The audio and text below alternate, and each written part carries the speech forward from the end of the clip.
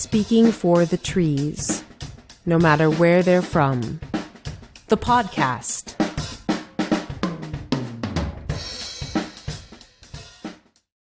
Computer. Okay, you got a little notification there that recording is in progress? Yep. Okay.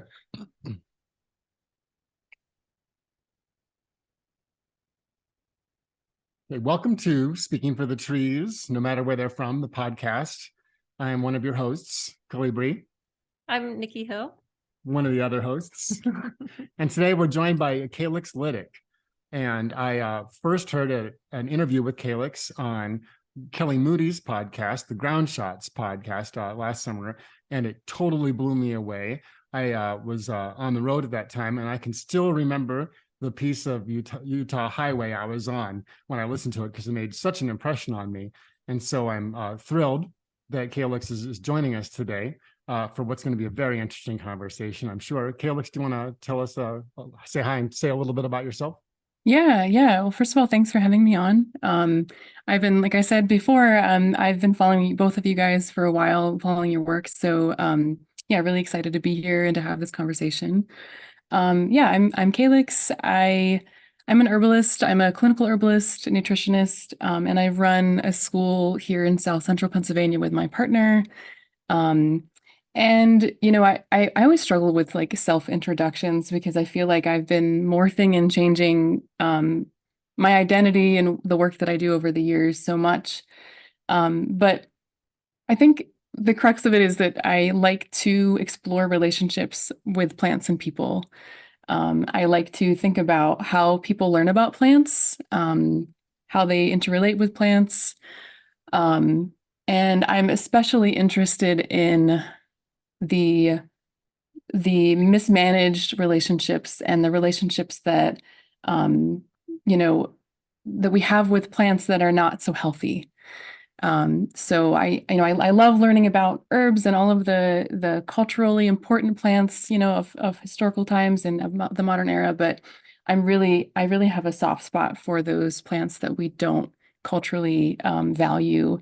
That's something that I've been thinking about a lot in the past few years and has really started to change the way that I work and teach and do things. That's a little bit about me. I'm a mom. I have 2 kids. So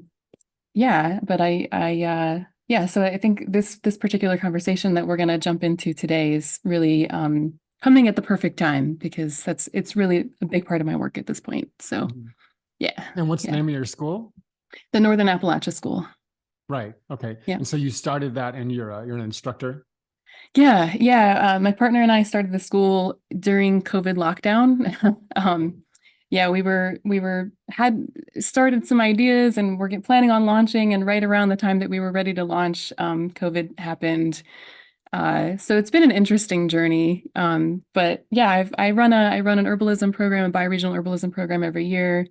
And get to work with some really amazing students.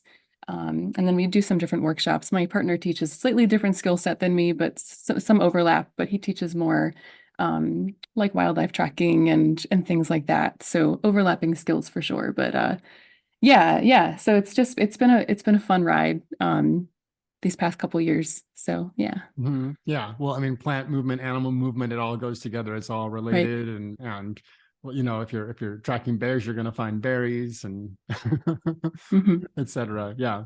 So yeah. I wanted to start off with from your interview with Kelly, one of the things that you said that really made me sit up straight at one point was that you said that you were talking about the overlap and the connection between the conservation movement and historically the eugenics movement. Mm-hmm. And you said that eugenics was conservation as applied to humans. Mm-hmm. And that I was just like, whoa, okay, mind blown. And part of this story was someone named Madison Grant. So mm-hmm. I just wanted to throw those 2 things out there as kind of a starting point, if you think that's a good starting point. Yeah, I mean, so that's something that coming from it from a perspective of conservation. So I didn't really know anything about eugenics up until a handful of years ago. It's not something that most of us are taught about. I think there's reasons for that, but yeah. So coming from it from the perspective of that, and then so essentially, I got interested in eugenics after reading about how some of the players in the conservation movement also existed in the eugenics movement. And I thought that was interesting that there was overlap. And at the time, I thought, well, maybe a product of the times. And I had just no idea how deep that rabbit hole was going to go when I started this research. So I think, I've come to the conclusion now after diving into different writings and trying to understand the frame of mind that both of these movements came from, and specifically trying to understand where the eugenics movement came from in the late 1800s and early 1900s.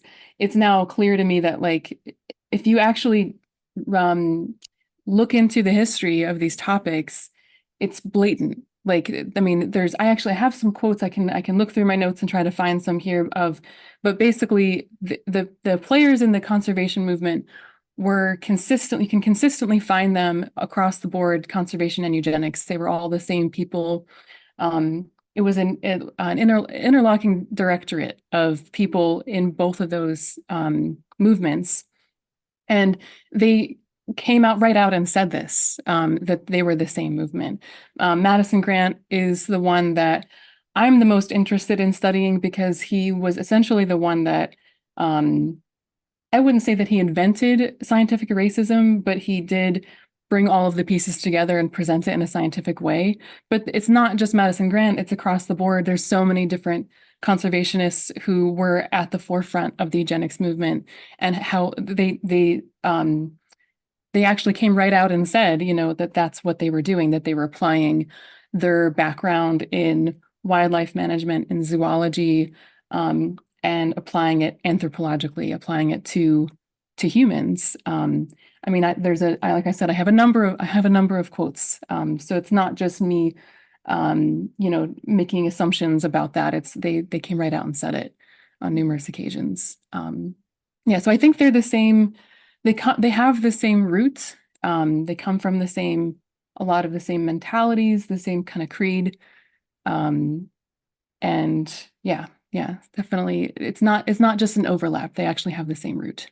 Right. And just to be clear, to take a critical look at conservationism as a movement, and to look at its history, and to look at some of the things that drive it, is not at all to say that that there are not places that need to be protected, and that there are not things that need to be saved, or anything like that. So that's not the point of this conversation, is not to say that it should just be a free for all where we cut down all the trees and mine all the mountains. That's not the point of this either. It's more to point out how the priorities of those, how the overlapping priorities of conservationism and eugenics has led to some ideas that are still with us that are actually not helpful for protecting and saving different natural places and natural processes. Yeah, absolutely. I mean, there's so many examples of that, right? I mean, we can take examples from history, we can take examples that are happening today.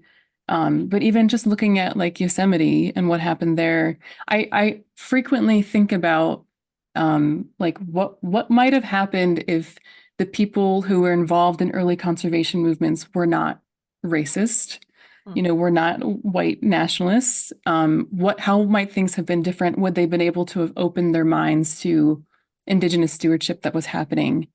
Right.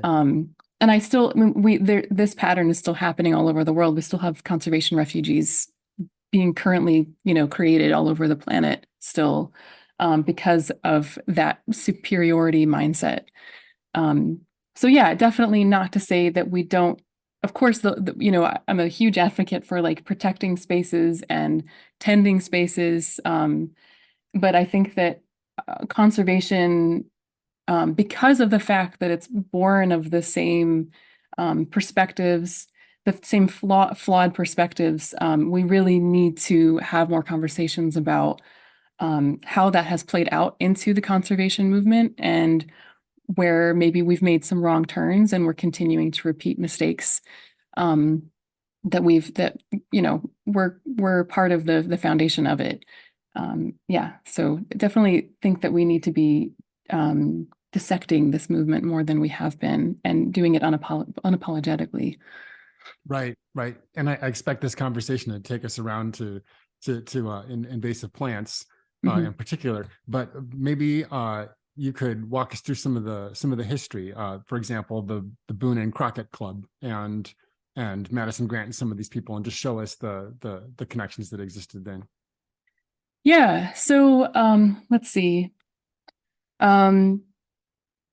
So the Boone and Crockett Club was created as a so it was created as a hunting club, a socialite hunting club, and it was created by Teddy Roosevelt and a handful of other wealthy white male patricians. And the idea was, so hunting back in this point in time, I forget the year that it was founded, but it was in the early 1900s, right? Hunting was a really, really important aspect to maintaining status. So it was a really important part of that culture to do big game hunting and things like that. And the Boone and Crockett Club was created as an outlet for for them to share their stories and share their passion for hunting. But the idea was that I forget the exact quote of when it was founded, but one of Teddy Roosevelt's missions for that club was to promote like the manliest sport, right? It was supposed to be the most rigorous, manliest sport. And so it started off that way, and eventually, through the influence of a few of the members, primarily from my understanding, it seems like Madison Grant was one of the main members that pushed the Boone and Crockett Club beyond that scope into the scope of being a conservation organization. And from the research that I've done, I always believe that, like the Sierra Club and a couple other organizations were the early conservation organizations of this country. But it seems to me that the Boone and Crockett Club was actually the first organized thing that was going on, trying to work on conservation issues. So it morphed from one thing into several. It went through several different phases as the conservation movement changed, and as different branches of conservation kind of came about. And Madison Grant was one of, like I said, one of the big influencers. So kind of wherever Madison Grant went, it seemed like the Boone and Crockett Club kind of followed. Even if other members kind of branched off into different aspects of conservation. So it branched into this conservation organization because it kind of morphed into that because there became a concern that what's going to happen if we don't preserve all these animals that we can hunt, right? What happens if they disappear? And if they disappear, then we lose our ability to maintain our status through this activity. So it was definitely a very self-centered perspective. But again, as the conservation movement changed, some of those actors started to consider things more from a preservationist aspect, more from different aspects, as far as beyond just we want to be able to hunt animals, but also we want to protect the landscape. We want to protect, old America as they saw it. And that also plays into this whole culture around eugenics, and in the fact that what they were trying to preserve and I believe this actually, there was a statement that came directly from Madison Grant to George Bird Grinnell, where he actually said that's what this is about, what both movements are about, is that they're about preserving old America. And so we can see those patterns play out in conservation. We can see those patterns play out as far as trying to maintain the landscape of old America, meaning the America that existed prior to large immigration, but after the genocide of Indigenous people, right? Right. So that sweet spot, right, that everybody wanted at the time, Right. Right. all those white nationalists wanted, and idealized. And then, we also see that from the human perspective of we want just that the nativist perspective, that nativism meaning that they not native as in Indigenous Americans, but as in the old stock early colonial Americans, right? So we wanted to preserve that as well as part of the old America, and so there was a big fear around immigration and the changes that were happening in those couple of decades, as we saw mass influxes of immigration from different parts of the world, particularly Southern and Eastern Europe, and Asia.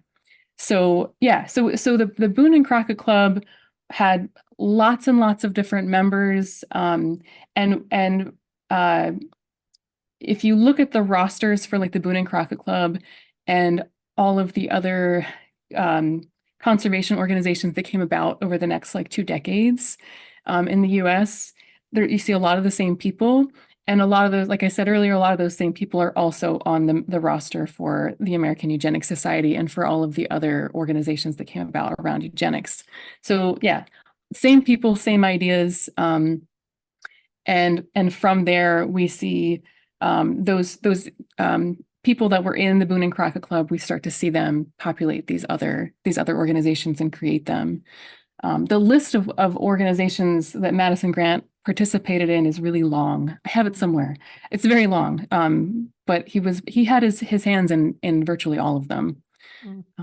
Yeah, yeah. I think maybe some people haven't heard of the American Eugenics Society. Yeah. So, gosh, where do we even start with that one? Okay, so the American Eugenics Society came about as a product of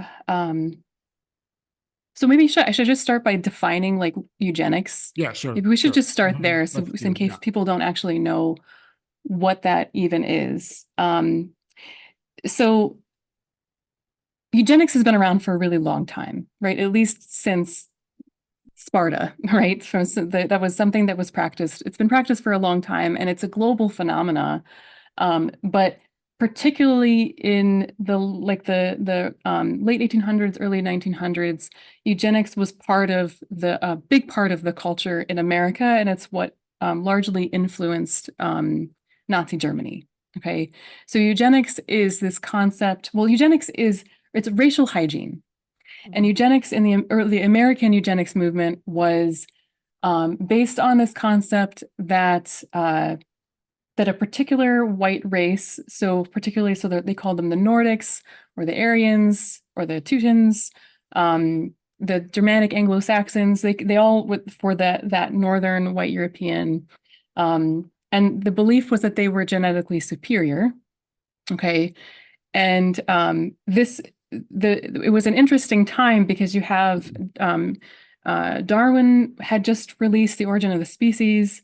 We have Gregor Mendel is just coming out with these new ideas from his studies about how genetics are passed down.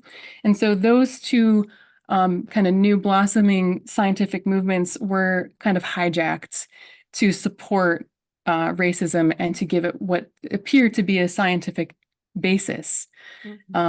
So eugenics was really about, and is still today about, how do we maintain racial purity, and how do we either prevent mixing of what were considered inferior races with a superior Nordic race, or in the extreme case of like how do we actually exterminate those people, or completely segregate them from our political boundaries, right? Like was done in Germany.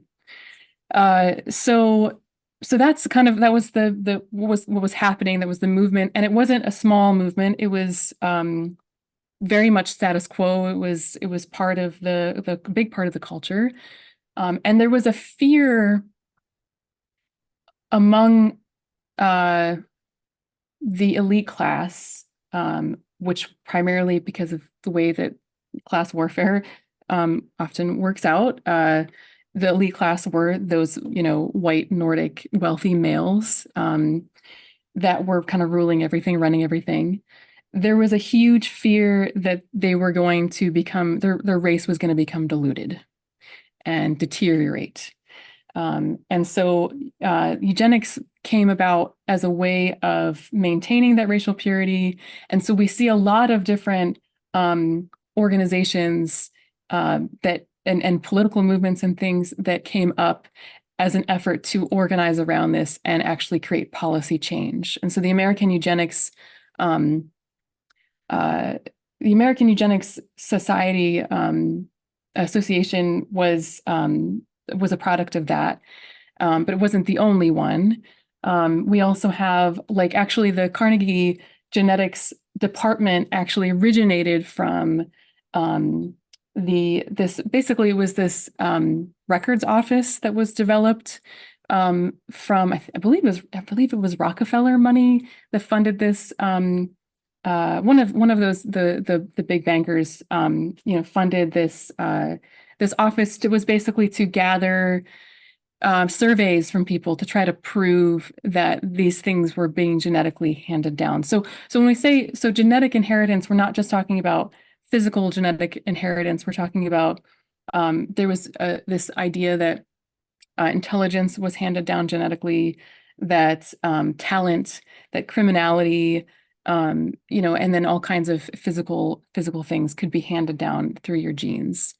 So it was like, what I find interesting is the level of fear and terror that these people seem to be experiencing. Like if you read accounts and quotes from eugenicists, they were actually as afraid of racial extinction. And you could liken that to how people like you and I maybe feel today about the extinction of species around the globe and what that means for our outlook as humans and also just as a global, society. So I think, this fear of extinction is what kind of started that. And then, so the actual organization had, like I said, there were a lot of different conservation members that were a part of it, but also people like John Harvey Kellogg and Luther Burbank and lots of different politicians and scientists and doctors, really profoundly influential people were part of that. So that's kind of like where that mindset was coming from, though. It was this genuine fear of like a moral imperative. Mm-hmm. And you see that, we saw that here in the United States. We also saw that in Germany in the Nuremberg trials, because every single one of the scientists and doctors that were put on trial all pleaded not guilty, right? They truly believed that they were acting in a way that would protect what they perceived to be their people, right? So that was the perspective at least that was the perspective of, like I said, the elite class. The thing was that the modern or the average person of that time that wasn't part of the elite class didn't necessarily care too much about any of this stuff. So what these eugenics organizations and the policymakers were trying to do was they were trying to propagandize and change the opinion of the American people to scare them into thinking that they needed to be, careful about racial mixing and needed to preserve themselves if they were of this supposed Nordic race. Right. Yeah. And if any of this sounds familiar to people listening now, it's because some of these ideas are still out there. I mean, replacement theory or great replacement theory, that the big one that's being pushed the last few years, that, white America is going to be overcome, by immigrants. I mean, it's the same it's the same thing. It is the same. There was so Jeff Sessions just a couple of years ago made that statement about the 1924 Immigration Act, saying that, you know, this has happened once before, and that's when the Immigration Restriction Act was put into place. And it really he was kind of acting like it really solved things for us. The Immigration Restriction Act was put into place literally because scientific racism had momentum. And Madison Grant didn't write that bill, but he was credited with all of the foundation that they needed to make that pass. And the Immigration Restriction Act prevented all Asians, and it limited Southern and Eastern Europeans from immigrating. So it was a huge, and we haven't really recovered from that since then. I mean, immigration to the US has always been altered since then. It's never been anything close to what it was before that. So we have modern politicians today still saying that we need to follow what they did back in the 1920s to prevent this immigration catastrophe that's happening, because we're it's still that mindset of fear, right? Of not just immigration, but specifically of immigration from certain types of people, and specifically non-white, non-English speaking people. So yeah, and there's plenty of evidence all around that we know the white supremacy is still rampant, and we know we can see it in every day in the way that policy making, but also like where I live in a very conservative area. The interactions that I have on a daily basis have confirmed for me that this is still a huge problem. Just perfect evidence of like these politicians are actually basing their decisions on these exact same laws that were put into place that were horrific. Yeah. Right. So kind of to sum up, eugenics as a philosophy or a movement was behind several things that happened. And among those things were limiting immigration, were segregation, keeping people separate. So the whole set of Jim Crow laws, and then I know that there was forced sterilization that happened also of people not considered to be of the proper race, and then Germany sort of picked up on all of this and took it to the extreme that they did, which is actually just exterminating people openly. Although extermination has happened here in the United States, as well, obviously. It's my understanding that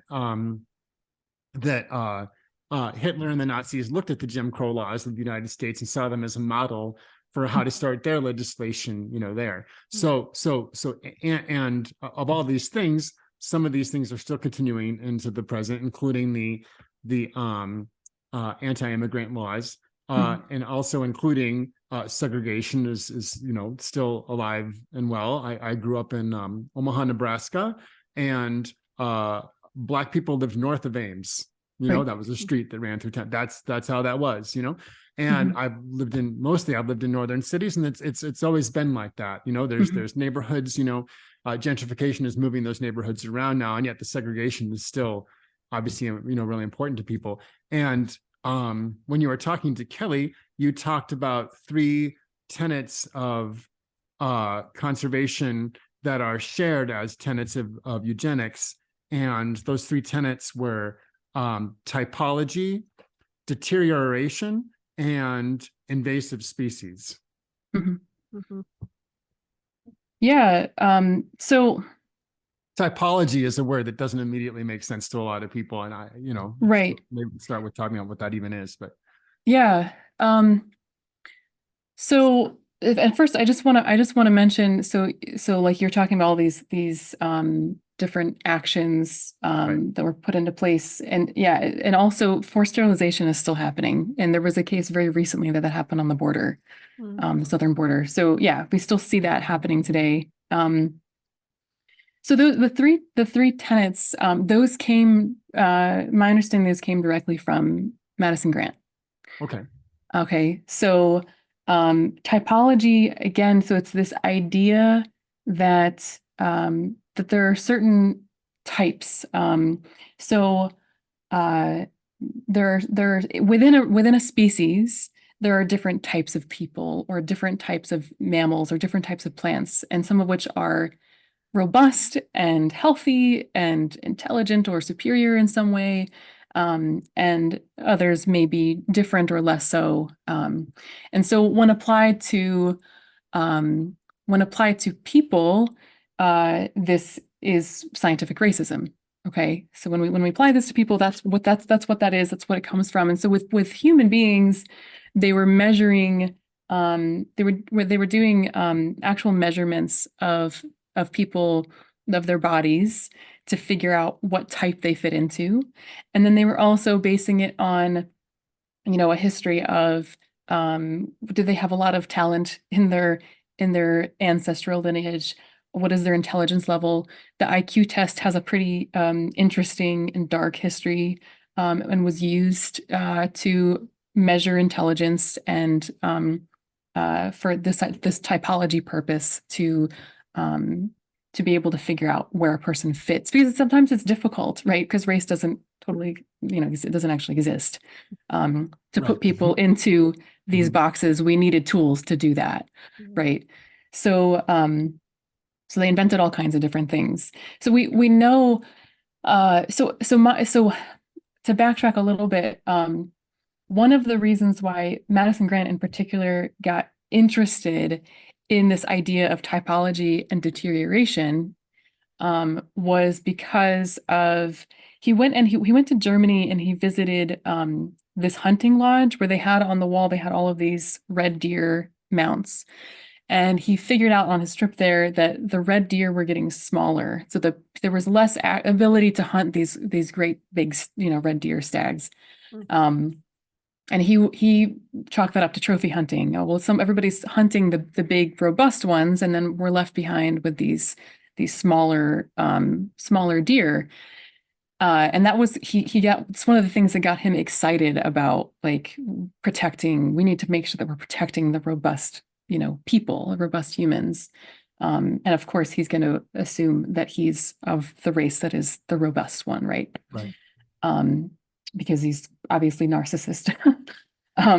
So that was where that started. So we can see this even today in zoological practice. We have these like types where we apply that, and whether we call them that or not, where there's something has more vigor than another thing. And so if you the deterioration aspect is a concern that the typology will start to deteriorate. And so we'll end up, that was the fear. And that was why eugenics became as popular as it did, because there was a concern that if we don't maintain integrity in the race, because remember, they believe everything was genetic, and not, it was nature over nurture, that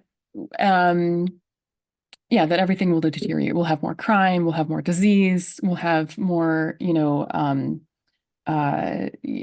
less control over the population. All kinds of bad things are going to happen. And we still talk about that today. We still see that today in the rhetoric, the far right rhetoric about immigration and immigrants that come to the country, about how dangerous that is. So that's that. And then this idea of an invasive species, something that could come in and cause that deterioration by various means, one of which could be by mixing with the native species and deteriorating them. And that was, so when we talk about so anti-miscegenation laws were all about preventing, the Aryans from mixing with other races. So not only were you, forbidden from marrying or having sexual relations with someone that wasn't of your race, but in some cases, those marriages were actually, made illegal, even if they already existed.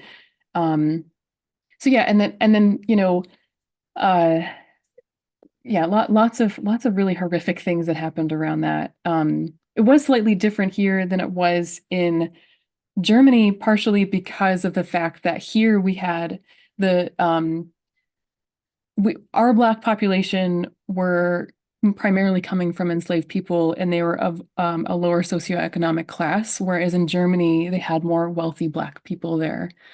So they had a harder time putting those laws into effect. So Jim Crow was really, really big and important here, but not as big as and important there. They decided to kind of not follow that the same way that we did here, because it wasn't as effective, because they didn't have as much control in that way, which is one of the reasons I believe why things got to the level that it did under Nazi, rule.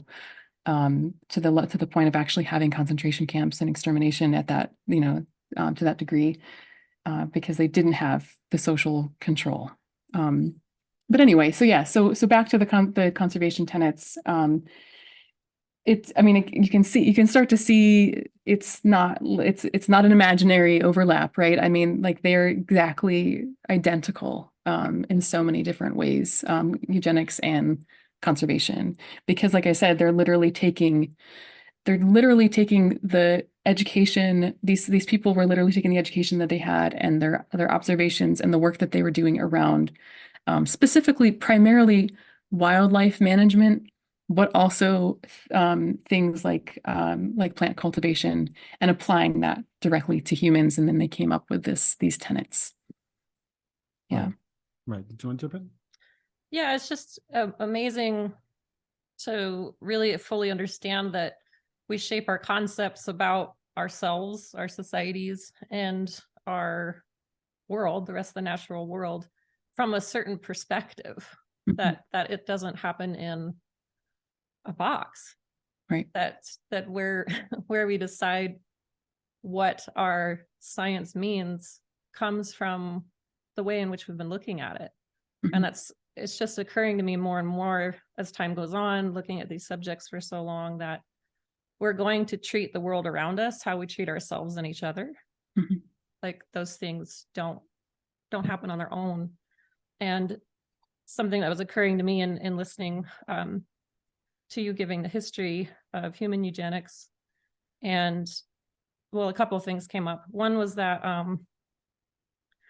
that our idea of conservation today kind of takes humans out of the picture, sometimes with very violent upheaval and displacement of the people who are living there in those places. And so it's this idea of removal of humans, but the basis for conservation came from certain humans using that place for wildlife. So Right. it's kind of this like double standard that's been there since the beginning too. And the other part was that a lot of the conservation stuff now is trying to go back to that sweet spot. Right. And I've thought about it before, that a part of why that sweet spot holds a lot of pull for people is there's a sense of guilt that, like, wow, there was a lot of genocide and disruption to Indigenous folks here. And there's a certain feeling in people that they'd like to put it back how it was, to pay respect to how something was. But it's a funny one, because there's also that other aspect of when conservation was born, it was a place of, well, a colonized idea of old America, not a new one, Right. So that one's even flawed, even trying to come from a like heartfelt place of like feeling all the grief of all the shit that's happened. It's like, that's still maybe the wrong placement, for those things. And I'm sure we'll get into this more, but this stuff is also heavy. Like, I feel that a lot. It was just like, we have to change the way we look at how we relate with the world and with each other. It really is all relational, and Right. The typology, the deterioration, and the invasive species is all, those things only hold up from removal from relationship with the things around it. Otherwise, they don't make any sense. Like, you have to throw out the process of evolution itself in order to have those tenets hold up, like the process of remembering that we came up with the idea of a species, but the process of speciesization would be you know, a pool of genetics in a certain environment responding and expressing in response to that environment over time. Mm-hmm. And then you have seed banks laid down, and you have certain seeds that can germinate because conditions were just right. And so those ones lay down another layer, and then conditions change. And then there's, you know, we don't actually understand that much about seed banks, you know, referring to plants, right. But like, and then they get isolated, and then you start to have different species who are expressing uniquely to that place over time. But at a certain point, different disturbances or movements happen.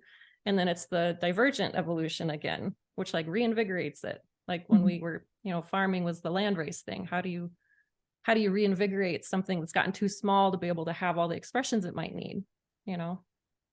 So those are all like, I guess, just aspects of why I feel like these subjects are so important. You know, you can choose it from the human perspective, or from a plant perspective, or a wildlife biology perspective, and be like, we have to reconsider how the shape of how we're looking at things. Yeah. Because we might be shooting the whole process of adaptability when we really need it. Right. Yeah, I've spent a lot of time thinking about where do we draw the line, right, between, like, because I'm definitely of the opinion that plants are people, you know, and so where do we draw the line as far as if we're going to apply certain methods for working with plants and tending plants and cultivating them. And I think that's where the eugenics mindset came from, was like, well, if we're going to apply that to plants, then why not apply it to people? And we need to figure out where we draw the line. But even more than that, we need to figure out, like, where did we go? We have to go back farther than that and go, where did we go wrong? And it is 100%, I think it comes down to the relationship that we're having with the plants. And part of the reason why I find that all this stuff fascinating, but the reason I'm so interested in this and why it's pulled me in so hard is because it's at the root of this is why we have such problems with empathy in this culture. And I really want to be able to understand how to undo the damage of the perspectives that inform our day-to-day relations and also our science. Because if we're coming at this from like this perspective, like you said, that we're totally objective and the science is perfect and clean and good, like, if you are not informing that with an understanding that we're all humans, it's all informed by the perspective that's been laid out for us. And we have to be able to pull ourselves outside of that to see the bigger picture of what's going on. So if we're just barreling down the line on this course that's been set out for us and saying, you know, we know this science is good because we're doing science the way that science is supposed to be done, and not realizing the impacts of the culture that has come before us and that still exists today, and how that's impacting and the research that's being done. That's a huge problem. But also just like, the day-to-day relationships between people and people and plants and, you know, animals, and the whole thing, the whole dynamic. So I think that's why I'm so stuck on this topic, because I just feel like if I can understand this and understand not just, I've gotten past the point of being angry about it. There's a lot of grief and, like you said, heaviness that goes into this, and into trying to actually empathize and understand the people, as I perceive them, as on the other side of, like, how could you possibly do something so horrific and have such horrific beliefs? What's actually underneath that? You know, because if we can understand that and actually empathize with that, doesn't mean we have to say that it's okay or say that it wasn't totally messed up. But actually, what is underneath that? What are people so afraid of? Because I think a lot of this stuff comes from fear. I mean, I think all of this hatred and ugliness that we see politically happening, you know, and culturally happening all around us all the time, a lot of it comes from fear. So trying to understand that. And then, like you said, also like this complete misunderstanding of what the landscape should look like, did look like, what like, like we're completely oblivious to, so many of us are completely oblivious to what the possibilities of what that could even be. Mhm. We come into conservation with this mindset that we know exactly what the landscape should look like because it looked like that at a particular time. And I mean, now there's so much information out there now about how wrong that is. And yet we haven't backtracked and said, okay, well, maybe we should figure out how we can change course. We're still barreling down that path. So even with the information available, we're still saying that, that we need to preserve or return an ecosystem to its baseline when we're so far off the mark of what that baseline was.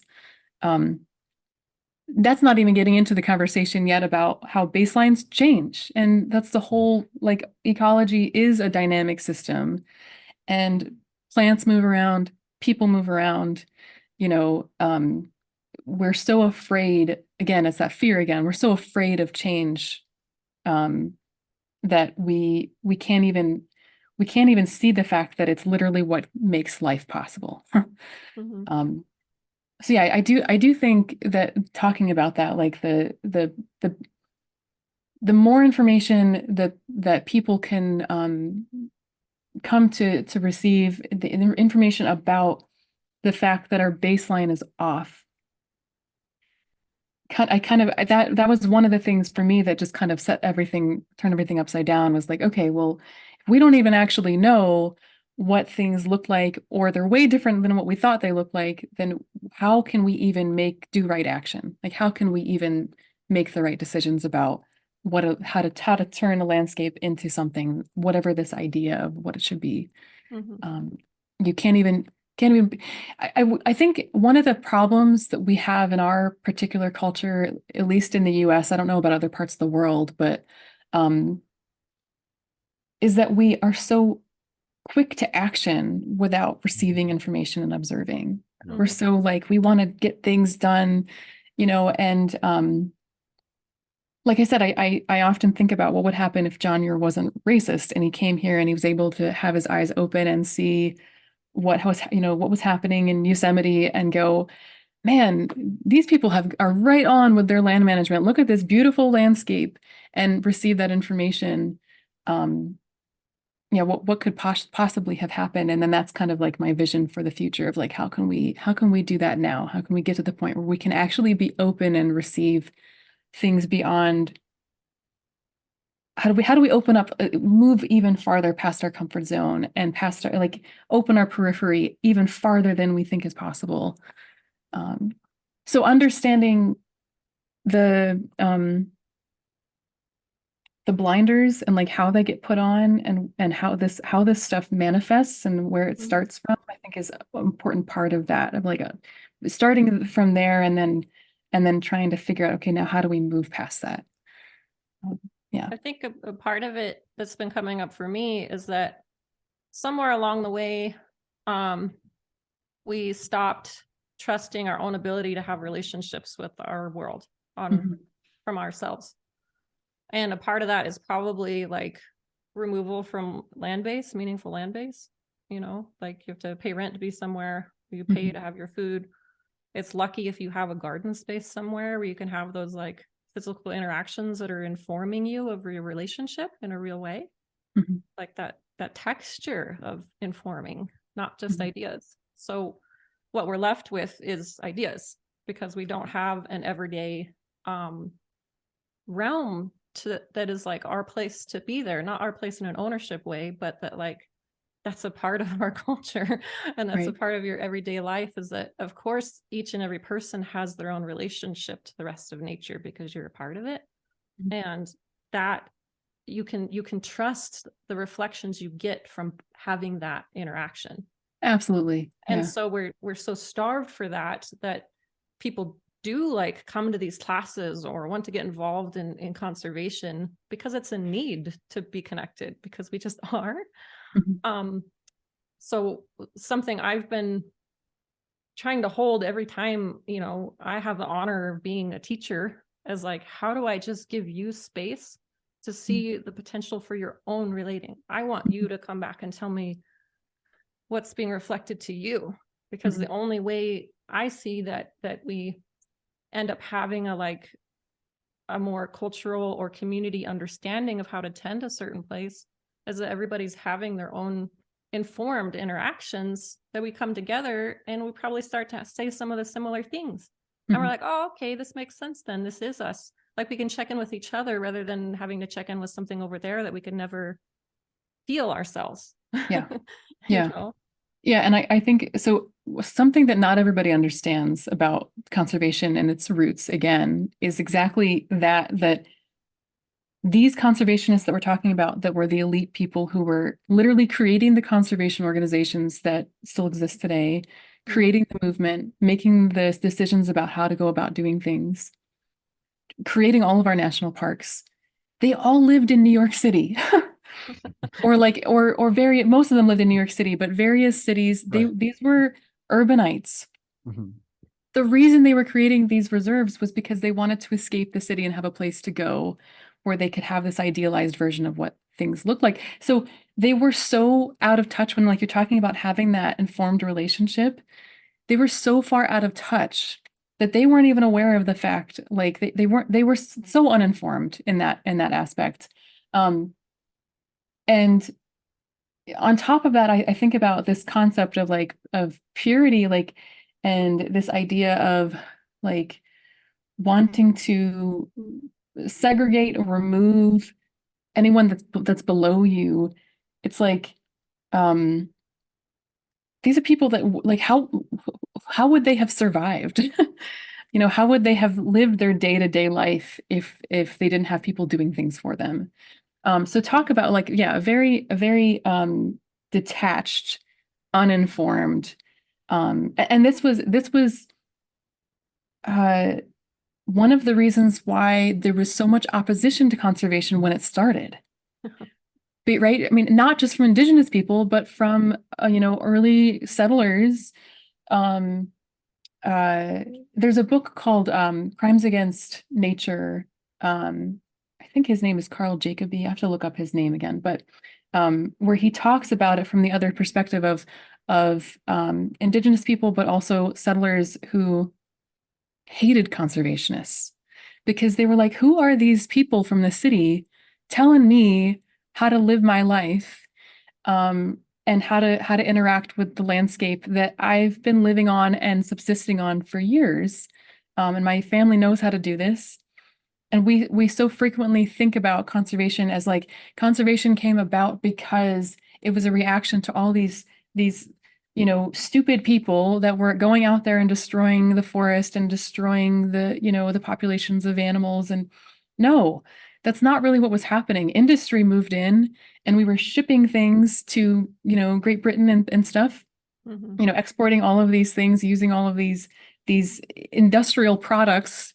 That was what was, it was the wealthy class that was pushing and driving the ecological destruction. The people that were living on the land, for the most part, were not doing that until industry moved in and they were removed, or conservation moved in and they were removed from their subsistence, not able to subsist anymore off of the land. So they were forced into wage labor, or they were forced into trapping or logging or stealing, poaching, whatever, so that they could feed their families. Right. So, our again, our conservation, the way that we go about conservation today is informed from that.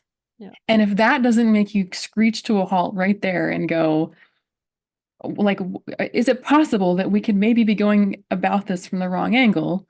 I don't know what could, and again, that's not to say that everything to do with conservation is wrong today, but a lot of things are coming from that, and we really need to be thinking about that. And absolutely, I'm right on board with you. Like, it gets really hard sometimes to be like, okay, how do we deal with all of these things? What do we do about all this stuff? And again, like, yeah, just like you said, as a teacher, for me, it's just like, how do we get people to open themselves up, to see again, to do all the things that we're capable of doing and relating with plants and with the landscape and feeling these things, and then making decisions based off of that relationship, bringing people back into that place where they're actually having a relationship and not a perceived relationship, a place of control, an actual relationship that's dynamic and reciprocal, where they're receiving just as information as they're putting back out there. It's like a sense of giving a sense of belonging back, offering that back. Absolutely. Just where you're standing right now, this has nothing to do with national identity, cultural identity. Just as a being here, you have belonging where you're standing at the moment. Right. Like, you can be here and sink in and reflect from here. It's okay. Yeah, it's like the antidote to that nativism, right? Of that idea that only certain people are allowed to be certain places. And I feel like it's just like the plants, people and plants are very similar in a lot of ways. And I think that one of the things that we do, I'm not opposed to anthropomorphizing plants, but one of the things that we do is we put we kind of force our own issues, our own baggage onto them by saying, well, we're being told all the time that we're not allowed to be in certain places, or we're not welcome here because of whatever reason, because our ancestors weren't born here, or because our ancestors did something wrong, or because we're a certain color, or because we're a certain religion, or whatever the reason is, or because we have guilt about being here. And so I feel like we put that onto the plants and say, well, they shouldn't be here. They need to be somewhere else. They didn't, and it's just again, it's this putting the blinders on to the information that we have, which is that ecology and literally planet Earth exists by things moving around, and then integrating into that place.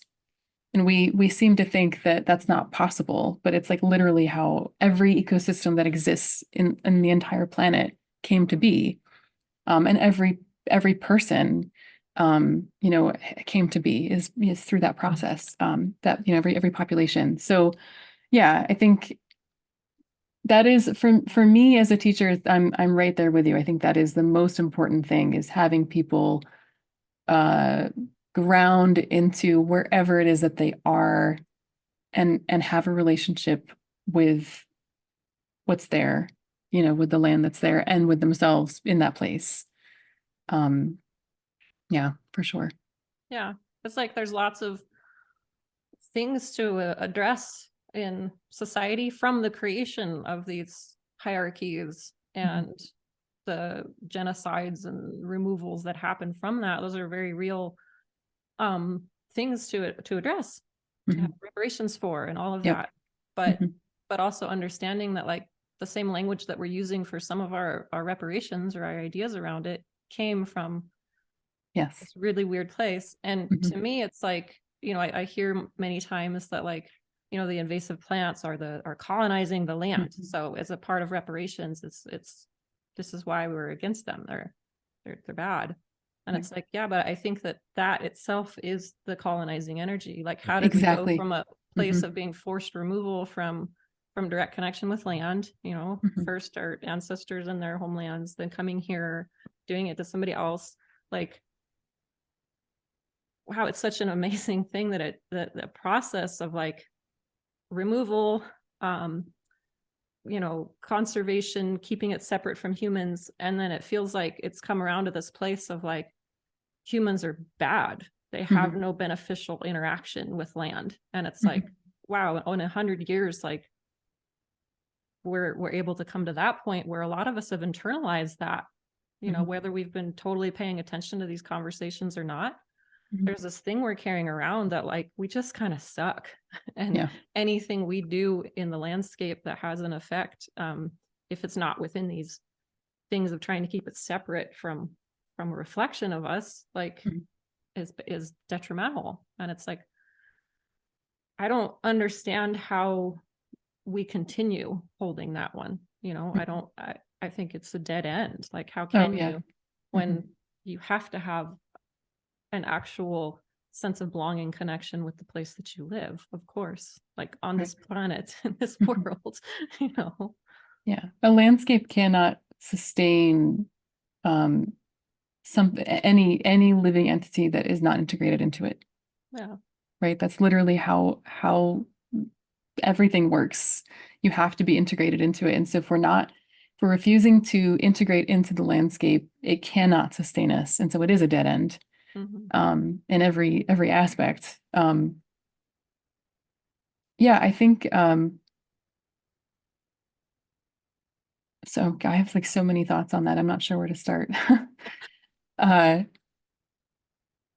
I throw in one thing? Yeah, sure. Which is just that one thing we haven't specifically really said yet, but which is part of all this is the wilderness ideal, Right. because that came out of that whole time. And the wilderness ideal, which is very much with us now, in a particular form, is this idea that land is natural when there aren't humans on it, right. when there aren't people on it, and when it comes to the ecosystems of what's now the United States, this is completely ahistorical, because all of the ecosystems of the United States, where you are in Pennsylvania, on the West Coast, the Great Plains where I grew up, all of those ecosystems are new since the last glaciation period, right? So all of them started to form 11 or 12,000 years ago, but really weren't getting to a stage where we would recognize them now until 8 or even only 6,000 years ago. And human beings were here that entire time, because human beings have been here for at least 30,000 years, and some say 130,000. So in other words, as the ecosystems that we call native and refer to as native were forming, human beings were there the entire time as some sort of formative element. And we almost never put it this way, but in these landscapes, Homo sapiens is a native species. Right, we're a keystone species. Yeah. Absolutely. Yeah. So that gets left out. That's why they were able to kick all the Indians out of Yosemite and all the other national parks, where they did, et cetera. But this idea that like the only way to take care of nature is to keep us out of it, I still see that one all the time, Right. And yeah, well, it's still happening. Yeah. Yeah. And then that applies to any of the plants that came with us or something like that, Right. Yeah. I mean, that's fortress conservation, right? Right. So fortress conservation is this idea that you build a fortress around what needs to be preserved.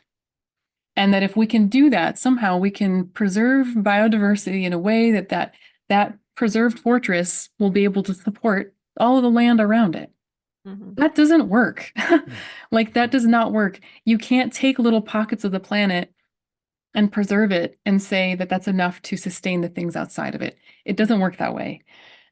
We know it doesn't work that way. I don't know why we're continuing to do this. Like, when I say, like, we're continuing to create more fortress conservation districts. We're creating more, and particularly in places like South America, like Africa.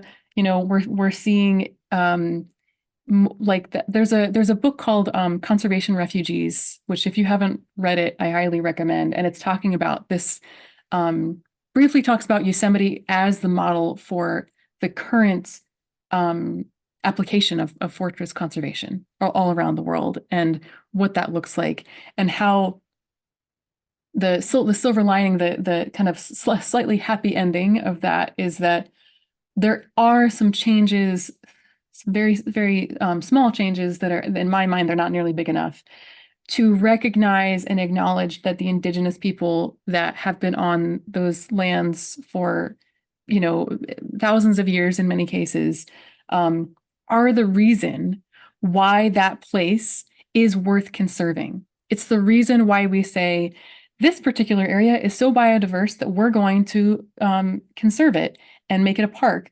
We're going to push the people off of it, and then they're going to have to go and assimilate and get wage labor jobs. And then when they try to come back to their homelands and gather herbs or hunt or something, we're going to criminalize them and call them poachers and thieves. And some of them they're actually putting them into concentration camps. So this is still happening today. And it's happening because it's being because conservation is frequently being driven by what are called bingos or BINGOs, right? So basically industry pushing into these spaces. No, I don't think it's happening 100% of the time. I do think there are cases where conservation they're trying to preserve what they believe to be these biodiverse hotspots.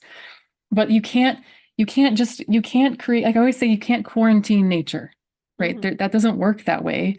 You need to find a way to support whoever is living on the land from that landscape. And we probably don't have time to get into talking about like how that works in an urban environment. There is a little bit of separation that's happening there, but even those environments we need to start paying a lot more attention to because they're still growing. So we have to stop. We have to get out of this mindset that in order to protect nature, we need to separate from it, because otherwise, not only are we doing more harm than good to the nature itself, because humans are the ones that created the environment for a lot of the places that we want to preserve, but also because we as a species cannot continue to live on a planet that we don't integrate into. Like we can't continue to produce food and materials, and all of these things. We can't continue to do it we certainly can't maintain the level of consumption. I think a lot of people are coming to terms with that. But even if we reduce consumption, we still need to integrate to the landscape and be a part of it.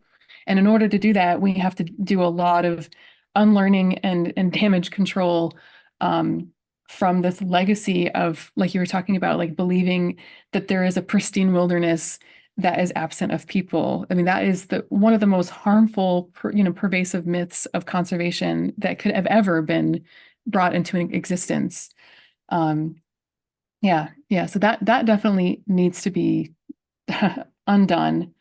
I think that's super, super important to talk about that. Yeah, one thing that came up, I heard a story recently about the carbon trading, because climate change has been hijacked by the carbon conversation, whatever.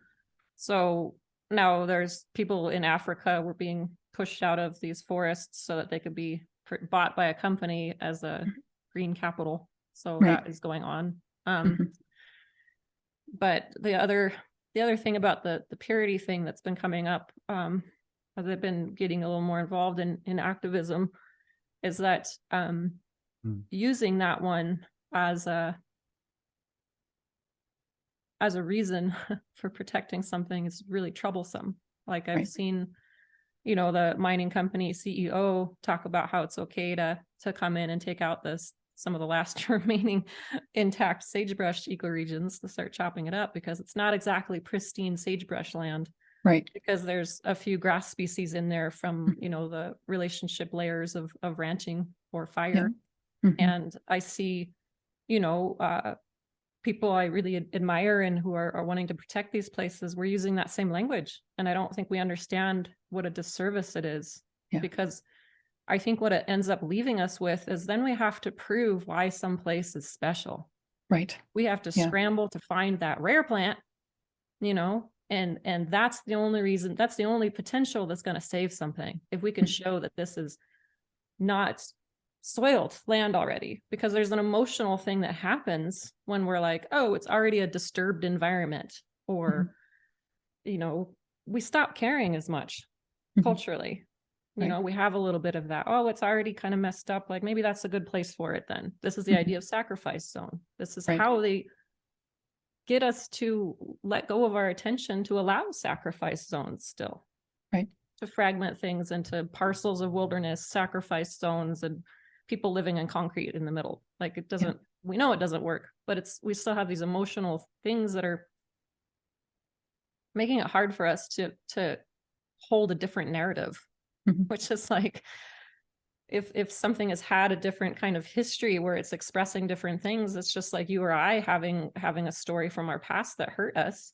There's a certain way in which we grow a little different. It doesn't mean there's something wrong and it's not worth it. It's like, I was telling Kollibri this morning that it's like, it's removing the ability to see things as sacred. You know, it's like sacredness is a relationship. It's not this place can be sacred and this place never can. Right. It's how we're approaching and holding things. It's that relationship part again. So I've been seeing it as like a problem in protection efforts, you know. Yeah. Right. Because if we're looking for this purity as being, okay, that's why this place is worth saving, then all these places that aren't, quote, pure because they have because of, you know, they have deteriorated. There's tenant 2 or tenant 3 have an invasive species, and then now they're not worth saving. But unfortunately, what we're dealing with right now on a practical basis is the fact that most of the world is like this, you know, right. like it has a trace. There's, you know, I you know, in working on this book that I'm working on, I saw one figure that under some ways of measuring what you know, undisturbed or pristine might mean, only 3% of the planet's surface at this point could be considered that, you know. I'm surprised it's that much. I know, right? Yeah. But so I think this is the part that people don't understand too. And again, it gets back to this urban bias that you pointed out, you know, so like people living in the city, not realizing that that's nature happening all around them. I'm right there with you with all the, you know, urban ecology, right? And then 2, not realizing how much of what is green is out once they leave the city is what the nature of that land is, you know. So like, you know, living in Oregon, for example, people would love to drive out to Oregon wine country and it's so, you know, it's so beautiful out here and so open and you know, it's like, well, do you have, I mean, with no idea of how many chemicals are used, you know, to keep it like that. Chemicals that are so dangerous and toxic, they're not allowed to be used in the city even, you know. I mean, just a real and so into this vacuum of actual knowledge and actual experience, this ideal comes, or this ideology comes in and fills in that space. And so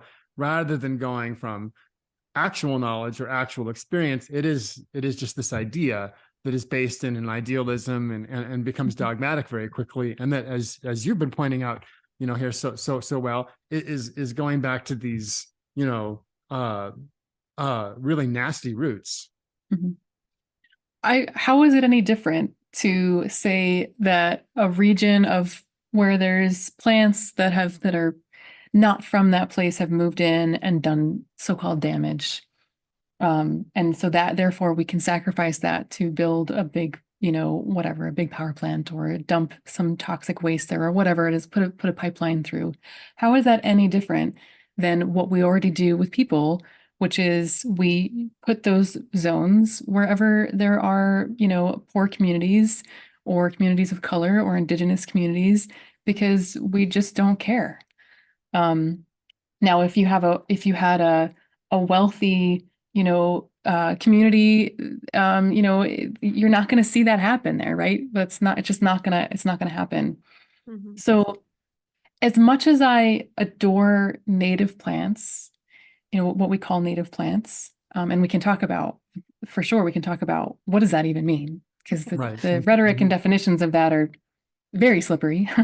But as much as I love the plants that are being, you know, called native by conservation advocates, and I would love to see them proliferate and thrive, they are no more important than any other plant. I don't believe that they are.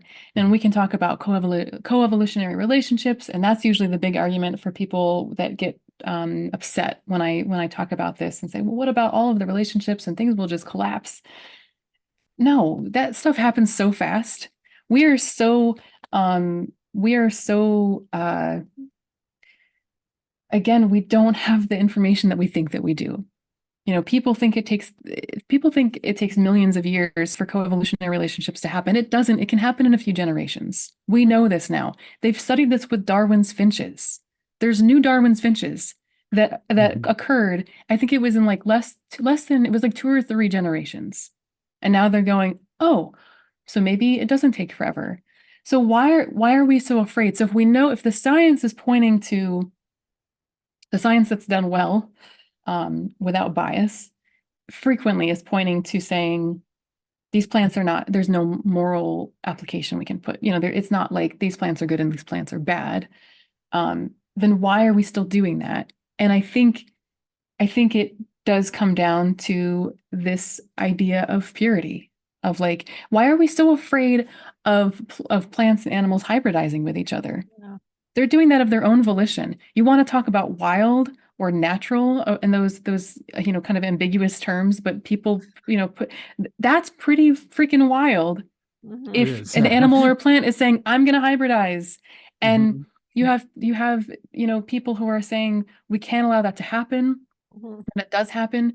I mean, like I still can't get over the barred owl situation in the Northwest, like literally shooting barred owls because they're hybridizing with their endangered owl species there.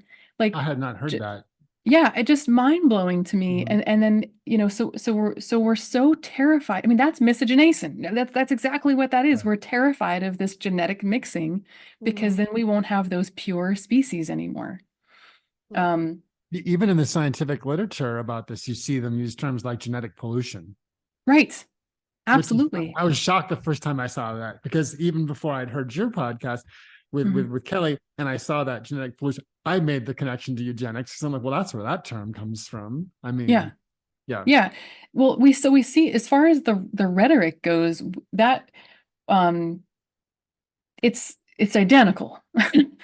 Like if you were to lay out some statements, and some of them are from eugenicists about people from the 1920s, and some of them are from modern day conservation biologists or the media talking about these plants, um, and mix them all together, you wouldn't be able to figure out which is which. I mean, it's awful. Um, so yeah, I think about uh, yeah, what exactly what actually is it that why are we so afraid to allow hybridization to happen? Why are we so afraid to allow species to move around, um, and do what they're trying to we're trying to preserve this wildness, this nature, um, as we've so described it, and then when nature and wildness happens, we're like, oh no, no, no, that can't happen. We need to maintain purity. And it's just like, I don't know where else that could possibly come from if it's not from this backwards mentality about, basically racial purity just applied to plants. Um, and like I said, given the fact that they're coming from the same root, it's like it just makes so much sense to me. Mhm. Uh, yeah. So, and there's I also think about too, like the definition of native, right? So the definition of native, non-native, invasive, all of those words. Um, when I see people trying to define them, and I see different examples of around different parts of the world, how they're defined, which oftentimes it's based on a timeline. It's based on if plants were here before such and such, before before Columbus arrived, or in Britain, it's a slightly different timeline. It's similar, but it's like they have different words for before and after the glaciations of plants that were there. Um, like their archaeophytes are the ones that I believe were there before the last glaciation. So it's like trying to like put these things into boxes and determine whether they're native or non-native. When I read that information, it reads like reading just like the way that these people who were trying to define race Mhm. define things. It's just the same. It's like we know race exists because we can measure it this way and this way and that way.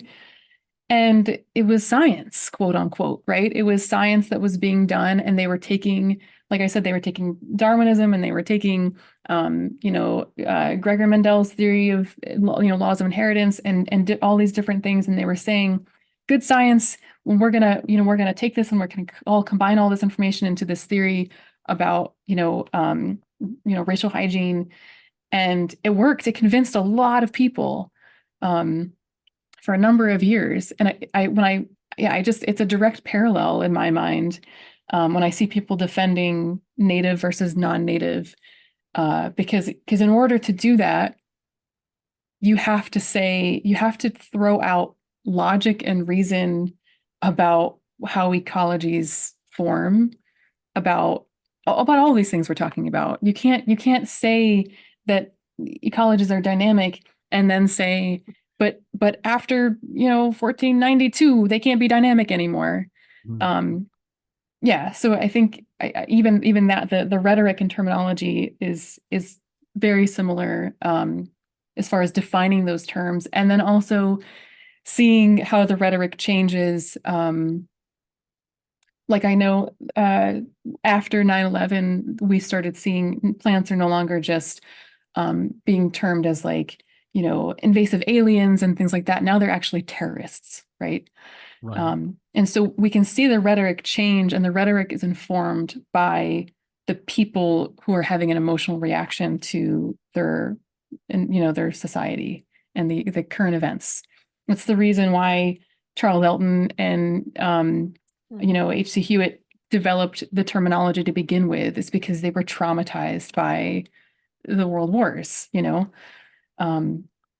So we have a lot of untangling to do in regards to being really, really authentic and clear in the way that we're communicating, because it's just so biased. I don't know how we can call ourselves scientists and have such biased, emotionally charged language. And I'm all about being emotionally charged. I'm all about being, Right. in the moment and being passionate. But if we're going to talk about science, we need to let go of that. And it's just not being done. Yeah, I mean, you guys are very well aware of the hateful rhetoric that comes from invasion biology. And it's just like, just the fact that it exists at all is testament to the fact that people are producing papers from emotion It's and really not from gotten good science. it's really gotten quite popular, like more and more popular.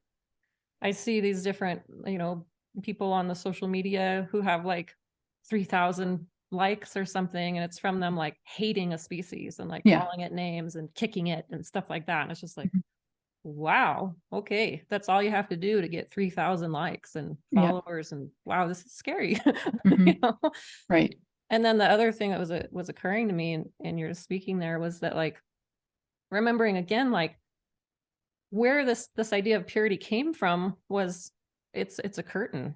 There was other things socially that were going on to put this purity thing out there, to have the people starting to pay attention to that, instead of what's going on behind, which is reorganizing and taking charge of resources and disconnecting you from your own ability to be in a place. Right. So like the one that comes to mind for me is like the monstering of tamarisk. Like, that was originally started by a mining company, the Morenci mine in Arizona. They started that whole thing, and everybody still repeats it. Right. Because tamarisk comes up below the dams they put in to make it an open pit mine. So we took their language, and now we argue about that and spend billions of dollars spraying more poisons when they just get to open up another mine because we're distracted over there. Right. With this purity thing. Like, it's eugenics was and is class warfare. So you have to always look, right, like you're saying, under the surface. And as far as invasive species, you hear this you always hear this, like, well, because the fear, right, just like the fear with among in eugenics, the fear is that they're going to do damage. They're going to damage the ecosystem. They're displacing things. They're not being very well behaved. And it's confirmed for people because they see damaged ecosystems everywhere they look. Right. But we have to go back to the root. Like, like you're saying, like, what's underneath that? And it's frequently, it's pretty much always the fact that we have altered the ecosystem. And this is exactly what it's interesting, because it's like it gets difficult to like dance around some of these topics and talk about these things, because one of the concerns with Darwinian thinking, so it's like social Darwinism and and skewing this natural selection perspective was that our society was producing the fittest members were actually the inferior races. You would think that seems counterintuitive, but the fittest races were the ones that were inferior because we were creating an environment that was allowing them to thrive. And so Jewish people, and the anti-Semites were very much framing this as Jewish people can thrive in poorer conditions. And so we need to change the conditions to be able to thrive ourselves because we can't thrive in dirty conditions the way that Jewish people can. Wow. So, I mean, when you tip that on your head, it's like, okay, that's pretty messed up. But the reality is that it's similar to when we think about how we change an ecosystem and who when you alter an ecosystem, who gets to thrive there and who doesn't. Okay, so I think in that aspect, it's like we need to think about like how do we frame this? We need to think about the fact that these species that are moving in response to something. They're literally covering ground that would become desert if they weren't allowed to move in there, because the species that were thriving in that area will no longer be able to thrive there because of industry, because of pollution, because of whatever. And so this is where it's like it gets tricky, because it's like there are some concepts, just like there are some concepts that come from conservation that we can still say are good and useful. And there's a lot of things that aren't. There are some concepts that come from eugenics that we can say, yes, we can see that. We can see how things, when not necessarily saying that that's true about Jewish people and white people at all, but saying when you change an environment, the people who are accustomed to living a certain way or able to thrive or forced to thrive because of class warfare, which is really what was going on, are going to respond and see they're going to do what they can do to survive in that place. So we can see like there is a way that makes sense. But it's the fact that white supremacists take this information and twist it and contort it in a way that they can then subjugate, control, and harm other people. So I've seen that parallel, and it does kind of make you go, oh, that feels very uncomfortable. But it's the same kind of idea that, like, why is it that these plants are able to thrive, and why is it that our native species are not thriving? It's not because the invasive species are evil and they're displacing them and they're causing extinctions. There's zero evidence of that, that they actually cause extinctions. But we do know that they're able to thrive in a changed environment, and native species are not, a lot of the time. So yeah, it's an uncomfortable space to move into when you start saying things like, because I definitely don't want anyone to be led to believe that, like, I think that there was some validity to eugenics. There absolutely was zero validity to that entire movement. And today it's still happening. So eugenics still exists today. It's not valid, but some of those concepts of like how things happen in nature were observed by people that were trying to understand how to apply that information to people, right? So there is some, if there wasn't, we wouldn't be talking about things like, well, yeah, I don't even know if we want to get into we don't have time to probably get into modern eugenics movement stuff today. But yeah, so just some thoughts around that. Like, I feel like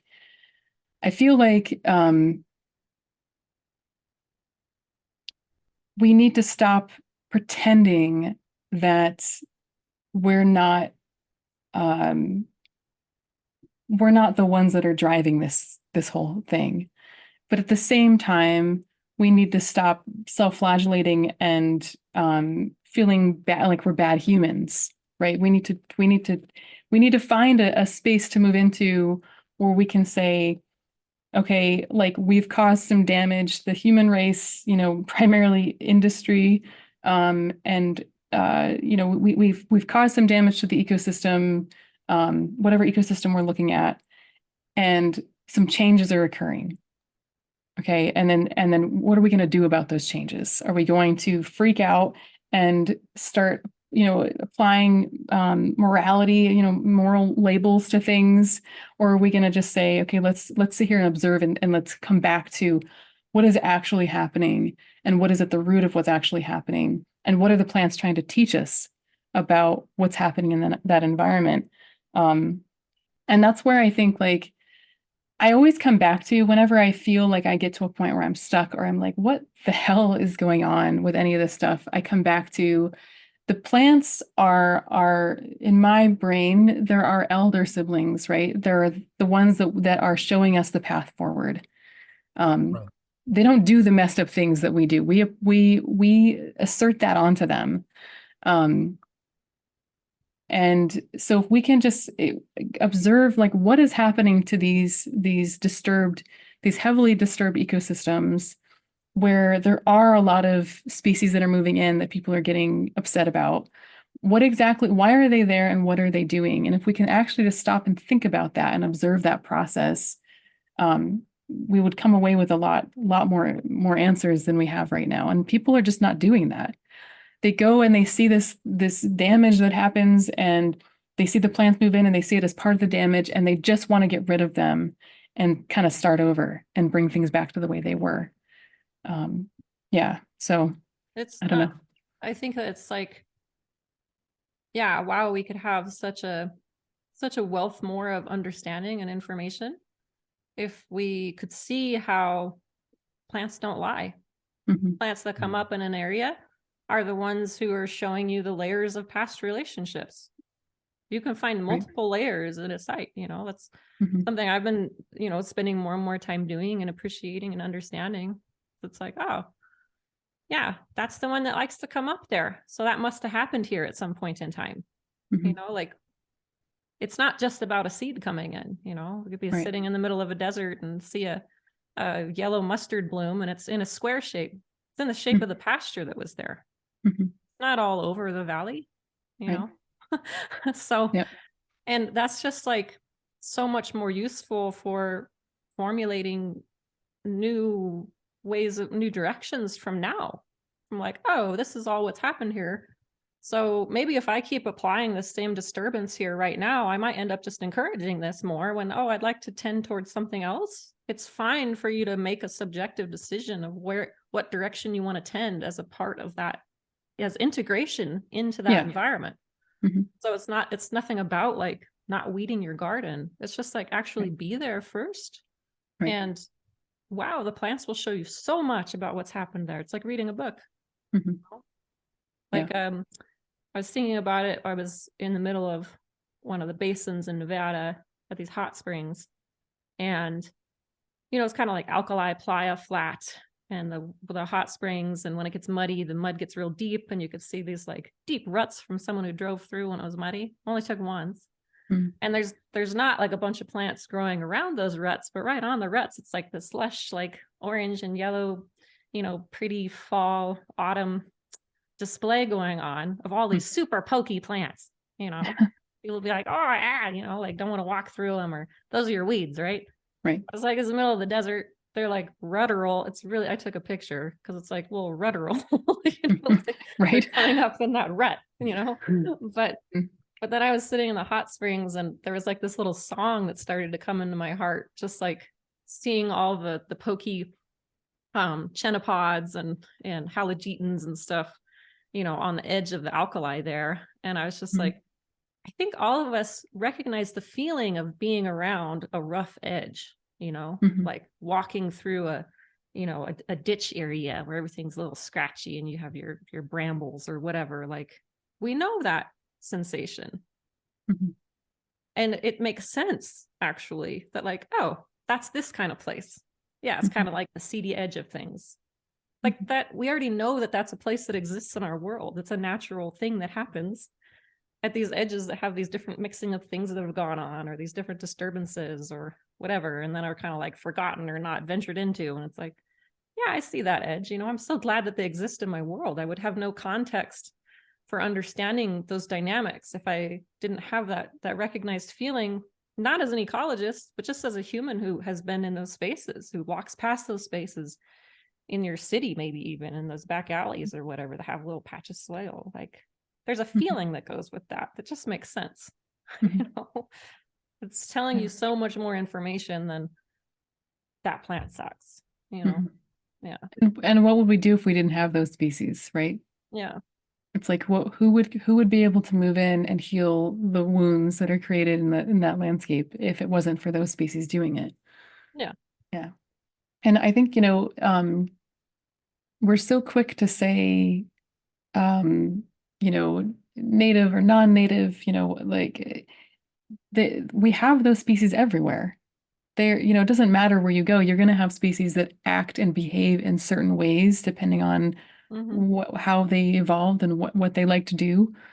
The only reason we judge them is because they're not from that space. They're not, you know, for whatever timeline you want to apply to that. But yeah, I think about, they're my favorite. I mean, they are my absolute favorite of the plants that, yeah, that they come up and they're often the medicinal species, you know. There's certainly the abundant species that are right at your feet, literally, because your feet are there, you know, creating that impact. But yeah, I absolutely adore them. And I'm so grateful for those species that do, you know, those behaviors that are considered misbehaviors by so many, because they are literally moving in and healing that space, you know. And I also think, like, I think of Ailanthus a lot, and Japanese knotweed is like, those are two of my favorites, and they're very prevalent around here. Is like, they're like, I feel like they're like this, the steady, like through the apocalypse, I can rely on them, you know, like they're there, they're like, I'm going to be fine. And I'm going to show you how to just be okay, no matter what crazy circumstances come up. They're just such a great illustration for great teachers for like how to have that mentality and how to live that way. And I have seen so many students, I've seen so many people who, you know, at the beginning of a class, or sometimes at the beginning of a couple classes, it takes some people longer than others, but usually it's like from the beginning of a class, because I talk about this topic almost every class. I actually taught medicine making yesterday, and it came up. I was like, we're not even out in the field talking about botany, and Japanese knotweed came up. But I've seen so many people come into a class and they go, you know, we talk, a plant comes up, or they go, oh, that plant, like, you know, calorie pear, or, you know, Japanese knotweed, or whatever, you know, and they have all this burden on them, this tension, this anger. And then I talk, and, you know, usually they get a little triggered at first, and they're like resistant. And almost always, by the end of that conversation, by the end of that class, it's like a weight has been lifted. I don't have to hate this anymore. Right. And then I talk to them again later, and they go, that just changed my entire world. Like, I was carrying so much anger around with me, and now I can walk through my garden, and I know that this plant that's coming up in my garden isn't horrible, and I can eat it, and I have a relationship with it now, and now when I see it, it makes me smile. I went through that. I mean, I went through that with a couple different plants, but I went through that with honeysuckle. I went through that with Japanese barberry, where before it occurred to me that I shouldn't take it at face value that I'm supposed to hate these plants. I felt a lot of conflict in myself, of like feeling like, oh, this is just this, like the Japanese barberry, it's just a sign of all the damage that we've done as humans, and it's everywhere, and it's taking over. And it really had that warlike mentality in my brain. And then I sat with it one day, literally just sat down with Japanese barberry, and asked it, well, why are you here? Like, what are you doing here? Like, why are you here? Why are you taking over everything? And the kind of like conclusion that I came to was, the plant was just like, I'm just here. Yeah. Like, I'm just here. I'm just being food. And I think about that all the time, like the number of people, including myself, that have gone through that transformation. Could you imagine what the world would be like if people could go through that, and not only in regards to plants, but in regards to people. Yeah. Right. Mhm. You know, and I feel like if we can do that with plants, if we can show people that they can change their mind pretty quickly, actually, by just questioning, who told me that I have to hate this thing? Right. You know, what's behind that? Mhm. And you know, kind of unravel some of the arguments, you know, some of the debates about that, and let people just lay it out and say, some people say this, some people say this, but there are two sides to this conversation. And, you know, one side gets talked about a lot more than the other, but do Mhm. with it what you will. People want to take they don't want to hate things. I think deep down, most of us don't want to feel that and have that burden. Um, and that's another one of the reasons why I'm so deep in this, because I've seen that transformation. And I've like I said, I'm a clinical herbalist, and I've worked with a lot of people and taken them through emotional and physical healing a number of times, and I've never seen something happen so fast. Just like within an hour, just Mhm. have them be like this change in their entire being about around a relationship with a plant. That's powerful. Yeah, Um, it's like there's this assumption that if you're, don't hate invasive plants, that you don't like native plants. And it's like, I right. never agreed to not like any of them. Right. You know, it's Yeah. okay. Yeah. They're all cool. They're all doing Hmm. their thing, you know. Yeah. Hmm. But yeah, I've had that experience with people, and it's been a nice practice in myself of really wanting to be in a place I'm like, I don't want to argue. I don't want to be combative. Hmm. Like it's not my goal here, you know. And it's been really cool a couple times to be on walks, even with people who are starting to get a little, amped up from listening to me. Because if you're talking about ecology or tending or cultural landscapes, planting comes up, and people are really afraid of planting. So Hmm. the whole conversation has to come out then, otherwise we Right. can't just focus on what we came out there to focus on, Right. which is tending and moving plants around and like humans have been doing. Hmm. But but I had a really interesting experience with someone once who was getting really quite worked up, and I was like, oh, okay, in myself, like, well, I'm just gonna continue saying what I'm saying, but like, I'm not trying to push him in any way. Like he can, Hmm. that's fine. I'm just saying like, well, we might want to look at it again. It's hard to take apart the ideas we've been given from our looking. I'm like Right. encouraging people to be observing and sitting with their observations, but I'm like, but as we're doing that, we still have to be pulling out the things that are in there that we're like, oh yeah, I am seeing this then. I'm like, because it's hard to do. That's all I'm saying. Hmm. And I didn't know it until like I was like, oh, I probably made that person mad. And it's cool. Like I can't, I'm not trying to convince everybody at all. Right. But I ended up getting a day later, the person who had invited me out there to do this walk was like, yeah, this person wrote in, was just like, thank you so much for bringing Nikki. Like they really like opened my eyes to some things and really changed my outlook. And it turns out that had been the previous mayor of that town. Oh And my. he had been involved in a lot of like, invasive species removal projects. And he was like, wow, my mind's pretty changed. And I was like, Yeah. that's cool. But that Hmm. was me like giving up. Like I'm not, I don't want to make people mad. That's not what this is Yeah. about. It's besides the point. Hmm. Well, and I know, so we've talked a little bit about how it's different talking to people online versus talking to people in Yeah. person, and how people, the nature of being online is that it often leads to impoliteness and Yeah. arguments and things like that. And what I have found, and I mean, this isn't, I mean, there's lots of reasons for that, but what I have found, it's very difficult to be standing with the plant, and the plant is there, and you like introduce people to the plant and you talk about it and talk about all of its qualities and virtues and why it's here, and you're standing there with the plant. It's much harder for them to say, I hate that, Hmm. when they're in the presence of the Mhm. plant. Right. It's like you're able, there's something about that, because they're having that direct relationship. They're in the presence of the plant where they actually have to stay, like they're in that space, they're sharing space with that plant. And I don't know, I feel like that's a big part of it, of like just yeah, just and also just yeah, just being around people who are like I whenever I do plant walks and I teach classes, those are the plants I get all excited about.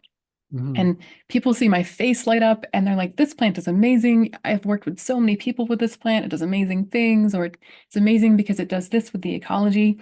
And then somebody will be like, isn't this plant invasive? And it's like, how can we begin to reconcile that? That it's not all bad. And if you try to suggest that online, that like, well, I had a conversation recently in the past few months where somebody asked, I forget which plant it was, asked if a plant had, it might have been calorie pear actually.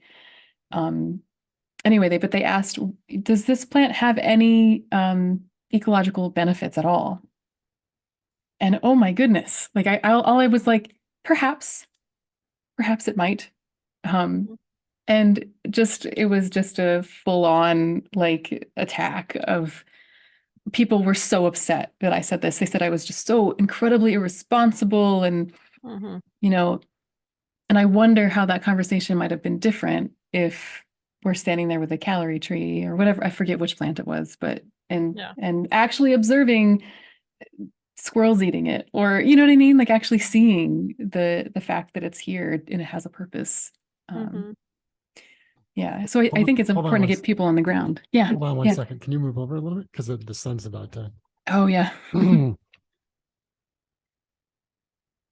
think we probably want to wrap up here pretty soon, but I need to get my face out of the sun there. No well, worries. It doesn't look good on video either, but yeah. So one thing that I wanted to bring in here that I think that's been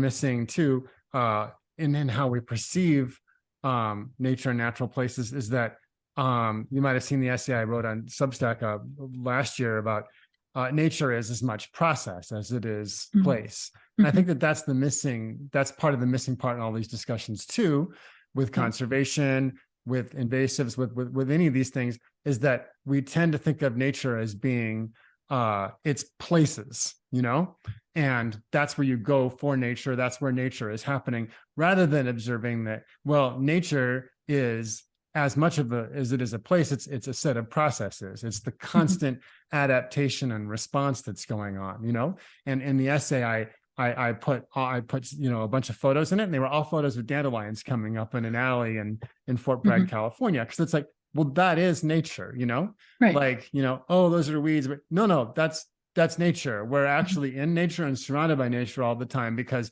nature isn't a place to make into a fortress and protect it. And, nature is all of these processes and changes that are constantly happening. And so when you realize that nature is also this process, well, then you can be like, oh, look at all these plants coming up along the roadside. That's nature, because that's the process of nature of response to a road, to a disturbance. I mean, because you'll see people talking about, oh, this plant is invading the roadside. The road invaded the landscape, and then if you have to use the word, then through just what is nature as process, then these particular plants appeared up along the road. And what I've noticed in agriculture and also in settings like that is that a lot of times those weeds and stuff that come up, some of them are native too, and that gets overlooked as well. Right. Things get shorthanded. Like I had an interaction online recently where somebody was like, it sounds like people are just getting into plants, and it's like they don't even have space to appreciate a plant before people are like, oh, that one's a bad one. And it's like, oh man, you guys give them a minute, Yeah. But it was like a picture of some thistles or a artichoke or something. Like they're just showing the flower, and it was just like a bunch of comments saying like how thistles are invasive, and I'm like, well, there's a couple native thistles in California. Yeah. And it's just like that part was like just thrown out, and it's like, wow, we gotta be really careful. You're gonna shorthand everything, and it's like, actually the species part doesn't matter, because thistles just come in compacted areas and break up the soil and feed the bees. Right. But like even by your own standards, there's a couple of native ones, so be careful just throwing this around that, oh, thistles suck, because it's like, well, you just threw them all out then. Well, look at what happened with, and there's lots of examples of this, but like the one that's coming to mind right now is in Scotland with the beavers, right? So beavers were there, and then they were hunted to extinction, I think in the 1700s. And so recently some people decided to reintroduce beavers, and the people are all up in arms saying they're not native anymore. We need to get rid of them. We want to exterminate them because they're pestilent. People don't like beavers. Mhm. Totally disregarding how incredibly important beavers are for everything. And so there's this war now about whether they should exterminate the beavers or keep the beavers, and are they actually pure Scottish beavers, or like, of course they're not, because you killed them all. Like, Right. So there's so many examples of that where we just pick and choose why is it that we have some species that are deemed invasive and some that are not? Sometimes it's because they're more abundant and they proliferate more. And sometimes it's because we just don't like them as much. Mhm. If there are plenty of species out there, like purple loosestrife is a great example of one that got totally just demonized because somebody just decided that they didn't like it. The literature does not back up, the science does not, but they actually know that in wetlands areas where purple loosestrife moves in, there are cases of greater biodiversity. Generally speaking, it's more biodiverse. It's not displacing anything, with the exception of like a couple of toad species or something. And that's the other thing is, so we're talking about not counting native species in those places, those disturbed areas. But what about the fact that when they count biodiversity, when they determine how biodiverse something is, they don't count non-native species in that? No. Mind-blowing. If we did that, then Hawaii would be considered more biodiverse now than it was prior to all these species moving in. There's lots of areas that are like that. So we really need to take a look at how are we categorizing things and why? And yeah, like you're saying, be very careful, because if we just start willy-nilly throwing out, well, that's invasive, and because people are so trigger happy now with that term, Mhm. without even really understanding what it means. And I think if they understood what it means and they went through the research, they would see that there's just so little evidence to back up any of those definitions. Mhm. Yeah, yeah. Yeah. I had a thought, but I can't quite pull it back. Mm. Well, yeah, the biodiversity thing. I Mm. think it is really important to recognize that like people have this idea like, oh, we have these biodiversity measures that's measuring species richness, like, Mhm. but they're not counting any of the non-native ones that they want to look at. So you're not getting accurate biodiversity readings just for the definition of biodiversity, which is a lot of different kinds of life being there. Right. And then the other part is that like the understanding of disturbance not just as a dirty word, Right. and Right. how humans have a place in the world as small scale disturbance creatures. That's how we are a keystone species in some of these examples in our past, and some of our examples now, is these small scale disturbances. Like I can't remember any of the names right now, but there was like some of the terra preta soils in Brazil, they're coming to find was people throwing out their compost or turning them over. You'll have this style of ancient gardening that'll be these big piles that get turned over and over again. The place of high disturbance that were around places people spent quite a bit of time. It was associated with slash and burn cultivation as well. But those are the places that are like so biodiverse. They'll be like in this like, the size of this room or something, I don't know, 50 by 50 foot, there'll be like 200 different kinds of medicines and plants in there. Right. Like this disturbance is a part of the process of biodiversity. So we have to like temper all of this with remembering what we're talking about. What we're so afraid of is all of our examples of like massive scale disturbance that's a homogenizing relationship. So in every valley, you've channelized the creeks and put in grazing or milk farms or something, depending on where you are. But it's like it's that homogenization of like really intense disturbance is really the thing we're responding to. But we can't just throw out disturbance either, because that is a process of biodiversity. Right.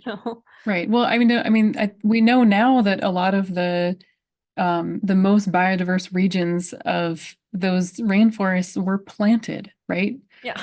Yeah. It wasn't even just by accident. Like it was, yeah. I think that we need to find the middle ground, and we need to find the nuance between these things, because it's not like we're suggesting that we cannot ever, lay a hand on things. It's not like we're suggesting that we can't manage the land, that we can't make educated decisions about, because that's why we're here. It's what we've been doing for millennia. The question is, what is informing those decisions? And I don't know. I'm sure you guys are familiar with Emma Maris, but she, the author of Rambunctious Garden, and she came up with a new book recently, Wild Souls, I think it's called. And she talks about, I forget actually which book she talks about it in, but in one of those books, she talks about this idea of like boom and bust, that basically that we're getting in the way of adaptation. Right. So by so desperately trying to, we're so desperately trying to not have an impact on nature, by removing any potential signs of impact, removing the invasive species, and conserving this spot and keeping people off of it. And that's the way that we're managing it, that we're actually preventing the natural succession, the natural occurrence of how a plant, which is what plants do, which all species do, move into an area. And then there's a little bit of back and forth that happens, a little bit of pressure on either side. And then it finally integrates into that food web, that ecosystem. And she's suggesting, and I know there's a couple of other people that are suggesting this too, that we're getting in the way of that process. We're actually slowing down the process of coevolution and adaptation, by having this stranglehold on things. Now, does that mean that things are never going to go extinct? Like if we let things have their own processes? No, and we are going through like a rapid extinction event right now, which is not great. But extinction is also part of how ecology goes, right? It's part of the story. And if the goal is, healthy ecosystems that can sustain themselves and us as part of the ecosystem, then I think we seriously need to look into this idea. I think it probably has a lot of validity, in regards to, we're not, even if we said, okay, everything that we just said, we just take it all back, invasive species are horrible, we need to get rid of all of them, right? That's not happening, right? Right. I think people are pretty well have come to that determination at this point. Yeah. That's not possible. The immense amount of biological warfare that we are currently waging against these plants isn't enough to get rid of them. Nothing is going to make them go back to where they came from. It's just not going to happen. So we need to start thinking about, how do we allow them to integrate? How do we do it in a way that mitigates damage? And really, we're mitigating the damage that we're causing by, like you're saying, these massive disturbances. Things like dams and things like removal of major keystone species and, eutrophication and all of those types of things. So yeah, and then just letting the plants do their work and letting the animals do their work. Let them hybridize, let them integrate into the food web. It might seem a little bit sticky for a little while, but they will. They always do. That's how every species that exists. We also have this problem of thinking on a very narrow time scale of like, right. Bad things might be happening and we need to react and we need to stop this right now. And it's like, that's a very human-centric time scale of like not allowing things to unfold. And most of the species that are deemed invasive, like look at the lanternfly, right? The lanternfly, everybody, I don't know if you guys have lanternflies out there, but over here we have this lanternfly, like this drama unfolding over these past couple of years. And it was based on a projection that they thought the lanternfly was going to have this massive harmful impact on, primarily on agricultural industry, so on grapes and apples. But they were like, it's going to destroy all of the native trees. It's going to kill all the saplings. We need to squash it. I don't know how many times I've had to I've been like, I have kids and my kids love the lanternflies because I've told them that they're not horrible. And I don't know how many times I've witnessed my son, like like at least 5 times, where he's gone up to another kid who's squashing lanternflies and saying, "You don't have to do that." Okay, so it's like it's so rampant that like we're teaching our children to squash the lanternflies. They're horrible. They're bad bugs. We have to squash them. Turns out that that projection was wrong. And lanternflies are actually not really causing that much damage. They're causing very mild amounts of damage to specifically the wine industry's grapes, which are non-native grapes, by the way. If we're going to be putting labels on things, they're not causing this widespread damage that everybody thought. And there's so many cases of that where we think we're like worried about what's going to happen. And so we're trying to be proactive. We're trying to do the right thing. We have this moral imperative to protect things, but it turns out totally fine. And the vast majority of species that come over here either don't stick or don't cause problems. And the few that we say do, we're not really fully understanding the whole picture of why they're perceiving things to be that way. Yeah. So the lanternfly is always the one where people, one of the places where I teach, there's a lot of ailanthus there. And there's always lanternflies on the ailanthus and the bittersweet. And I always have this conversation because people are always like, "Oh my gosh, what do you think about lanternflies?" It's like, okay, how much time do we have? This is because I adore them. I think that they are amazing, beautiful creatures, and they teach us so much about like our nature, right? And our misconceptions and preconceived notions and all that stuff. But yeah. Yeah, we're lacking all of this. I mean, this is why I really wanted to talk to you today, was just to help for people to see that, the data is often not there. Sometimes it's incorrect.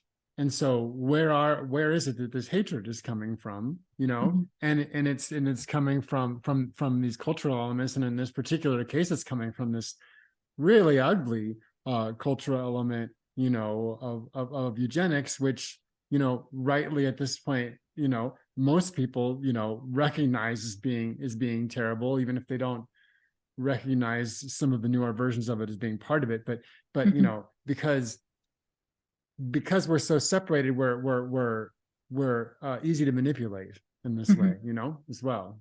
Yeah. Yeah. And I think it's like again, the going back to the terminology, some of the terminology that was used when we're talking about eugenics was like literally things like human weeds, right? That we need to root out the human weeds and things like that. So yeah, it's the same perspective, it's the same mindset.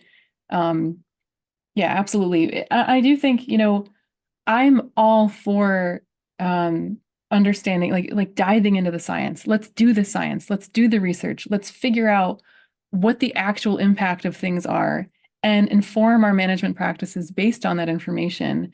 But yeah, I think that there has been I've gotten some statements. I've gotten some feedback from these types of conversations, from people saying, "You're damaging the conservation movement by pointing fingers at it. You can't tear it apart because you're going to destroy this movement that is already so fragile." And I think that people are so afraid to, because there's so much at stake. People are so afraid to have these conversations and really look at these things. But I wouldn't say that conservation as it exists today is succeeding. I don't know how you guys feel, but I would say that it's been a massive failure across the board. So if that wasn't the case, then we probably wouldn't have to have this conversation anyway, right? If it was successful and if things were going well. I just don't see that to be the case. And I see the fact that we're still having conservation causing, they're still causing people to become refugees, and we're causing all of this damage. We're damaging people's ability to have relationships with plants, damaging people's ability to have empathy for the natural world around them, damaging people's perspectives and perceptions about what nature even is and what an ecosystem is, and having relationship to the places where they live so that they can be sustained by that land. There's so much damage that's being done, and it's not successful even for what it sets out to do. Why wouldn't we tear it apart and look at it, look at all the pieces? And maybe there's parts of that we can hang on to and say, this is actually pretty good. Let's hang on to this. But any institution worth having should be done with. We should be observing it, dissecting it, and deciding to that's how. I just feel like that's what we should be doing it with everything if we're gonna have any form of progress, however you define that term. If we're going to progress as humans, we have to be able to look at the demons in our closet, and face that and make better decisions. So yeah, I know. I mean, sometimes I feel like we just need to, like, I think I said this on Kelly's podcast, like we need to burn it all down. We need to just completely start over.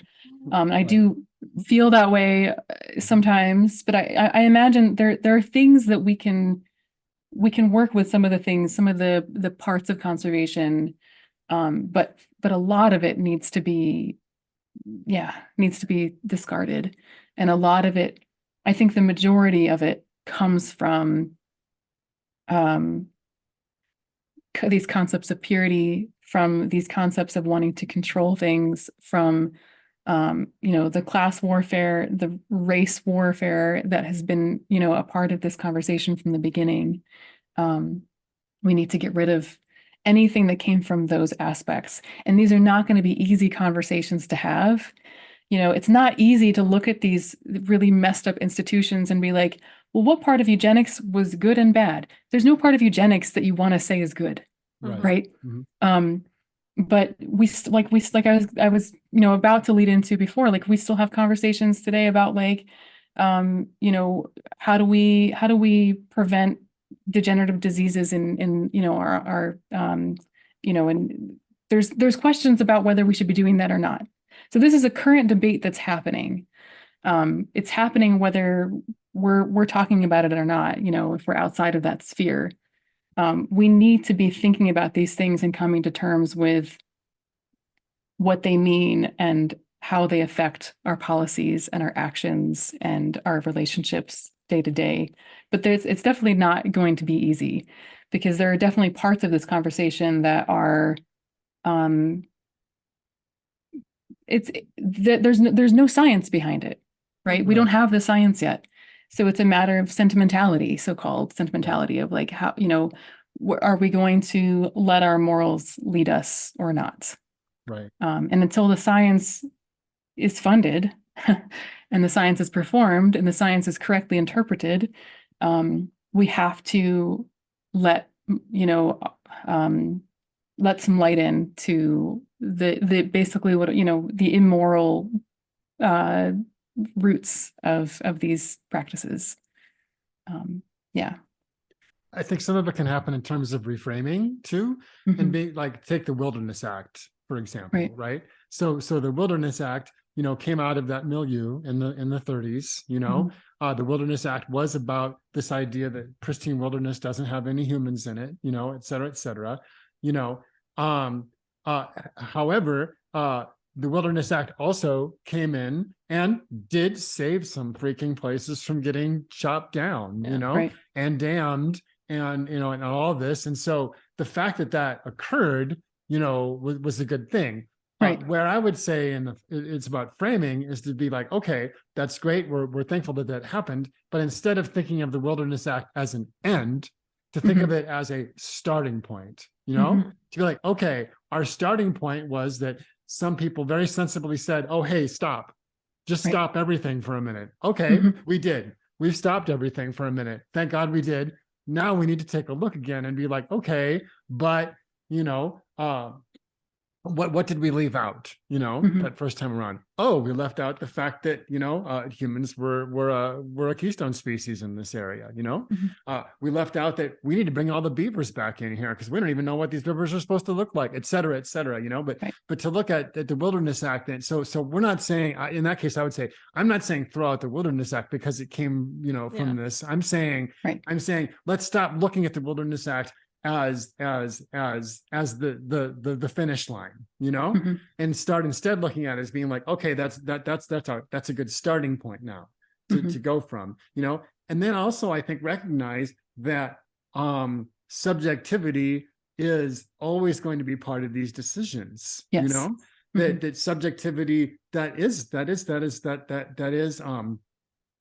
a very human quality, so native land management that here in the West used fire to suppress fir trees in order to have better oak groves. That was a subjective decision that was made. That was a subjective choice. So also then recognizing that our subjectivity is part of that relationship as well, and that we also need to allow that the space to come in alongside the science, which is attempting to be objective. Yeah, absolutely. Yeah. Yeah. It's the integrating into the landscape part again. Right. And so I would say I would agree. It's like, oh my gosh, I'm so glad that there's some places that haven't just been open to whatever yet, but I also know how fragile that is. Like a lot of it's set aside because it has certain resources, and when they're ready for it, they'll go get it, Right. So yeah, it's not an end in that way.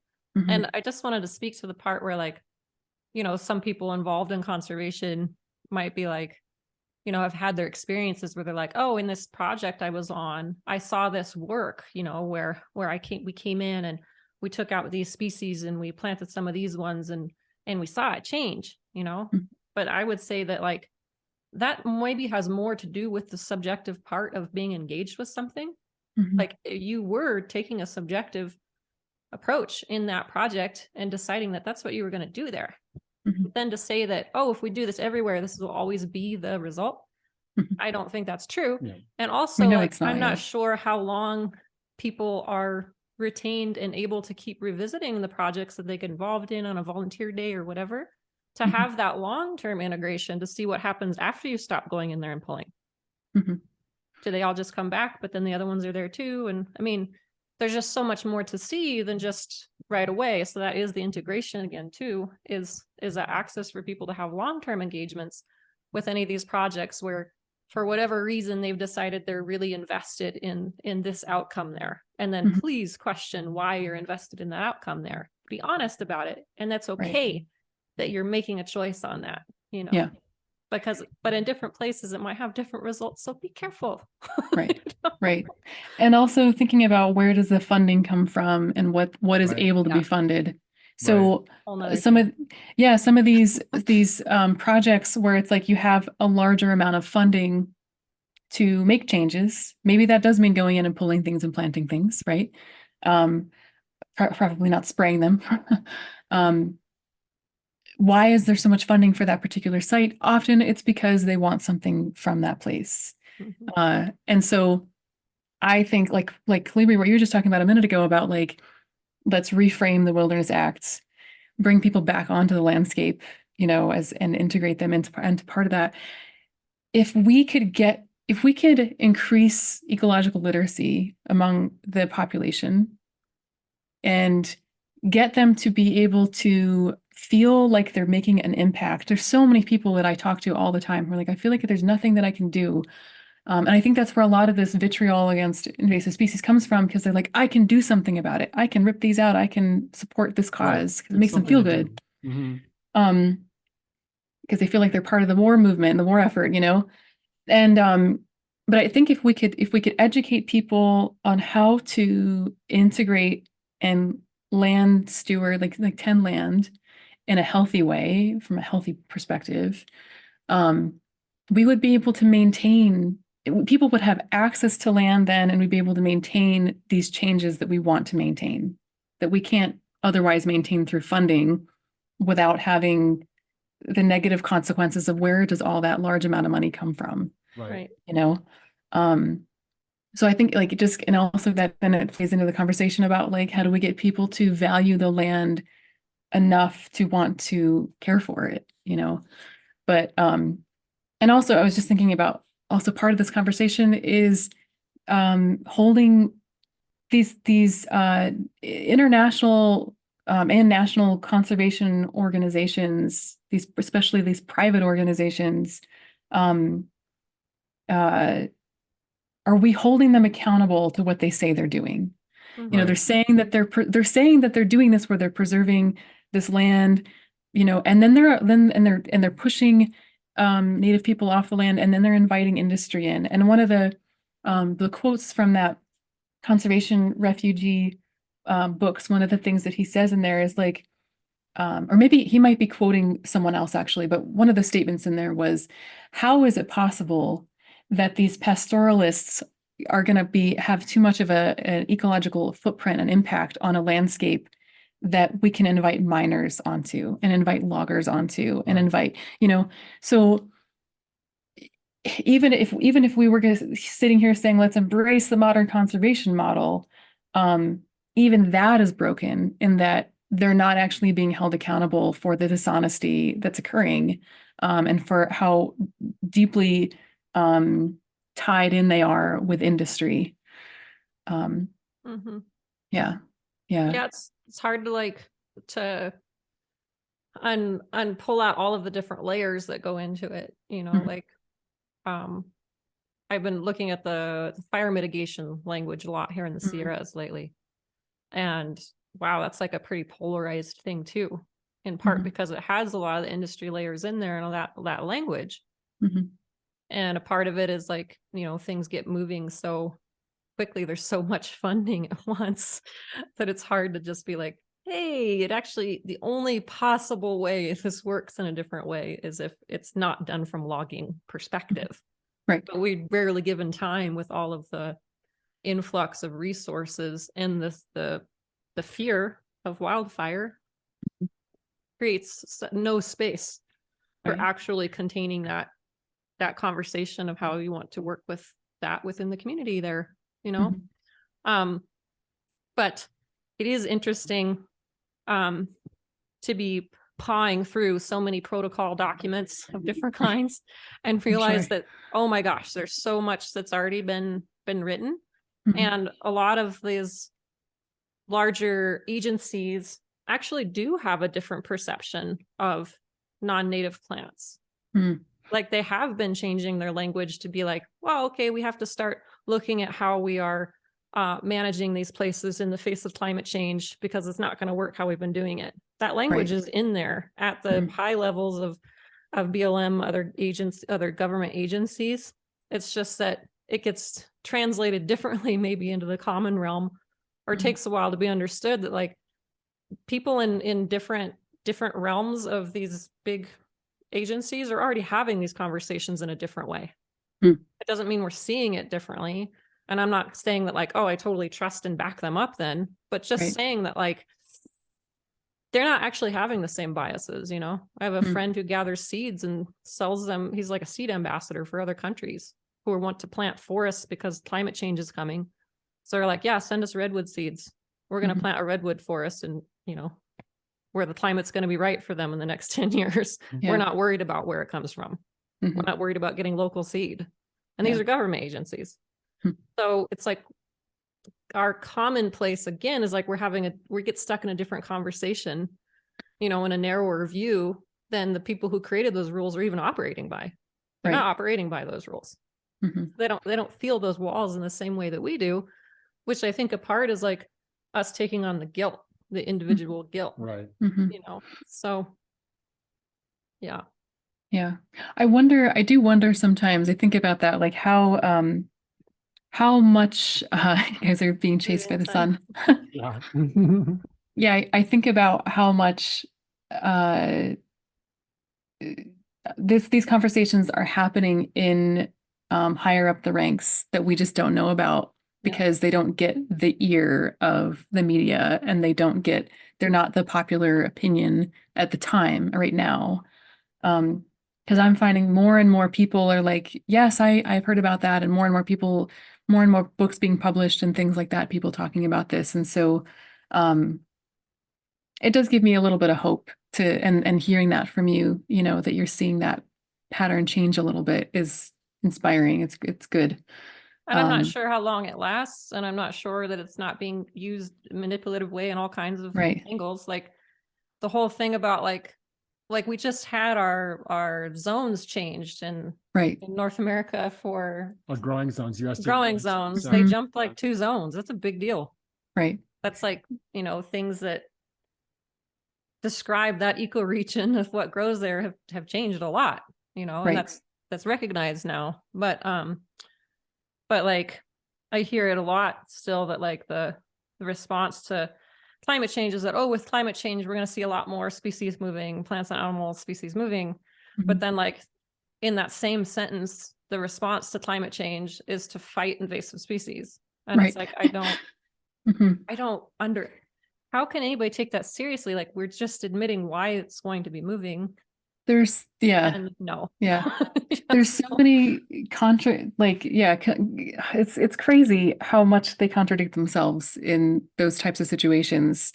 Because I mean, we're going to change the zones, but then I have there's so many people here where they're like, that plant isn't native to this county.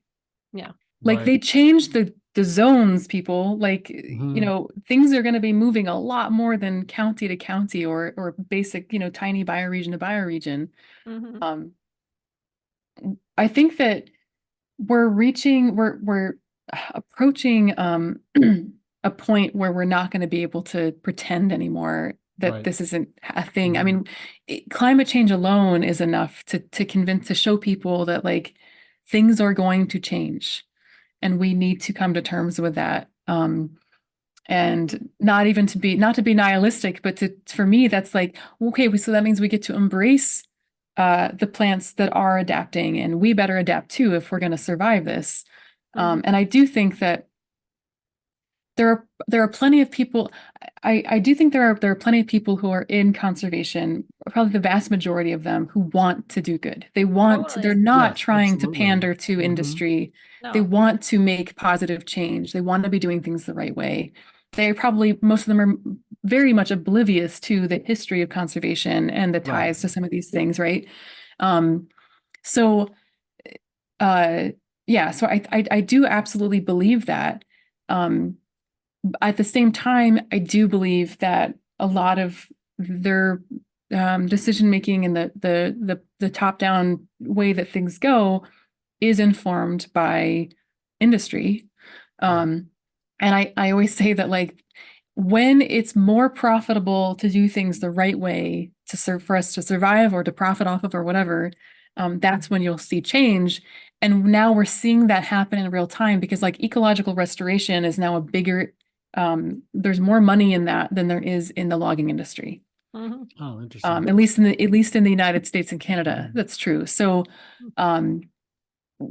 unfortunately, that's how things are probably going to change. A lot of that momentum is going to change because we're at a point where we literally cannot pretend that we can get rid of invasive species or that climate change isn't happening or that these things aren't changing. What I would like to see is people come at it from an organic internal place of relationship and not a place of, well, we can't afford to extract and ruin things that way anymore, so we'll have to move on to a different approach. And so many of these places that are, it feels like the last frontier, not the last frontier, but like the last stand against like trying to keep people industry out, like these like just the work that you're doing with the mining issue that's over there, of like just this trying to, because there's so many instances where there's that last little bit left, like thinking about like oil drilling and stuff. I know like we're running out of resources to tap, so we're going to keep pushing the limits farther and farther. At some point that's going to break over and we're going to have to think differently. So yeah, but I hope that I hope that, like you're talking about, that there is some discussion about these things, that translates soon. Like we need it to happen sooner than later. It translates into the way that conservation is being conducted. And then that has to translate into the way that common people, the lay people, feel about things, because for so many reasons. It's just not healthy. I mean, it's just not healthy for people to have this kind of mentality about anything. And especially we're literally living through another genocide. We're living through watching this unfold again. And there's so many people that are like, why is this happening? So it's just, there's so many layers to this, but just having the opportunity to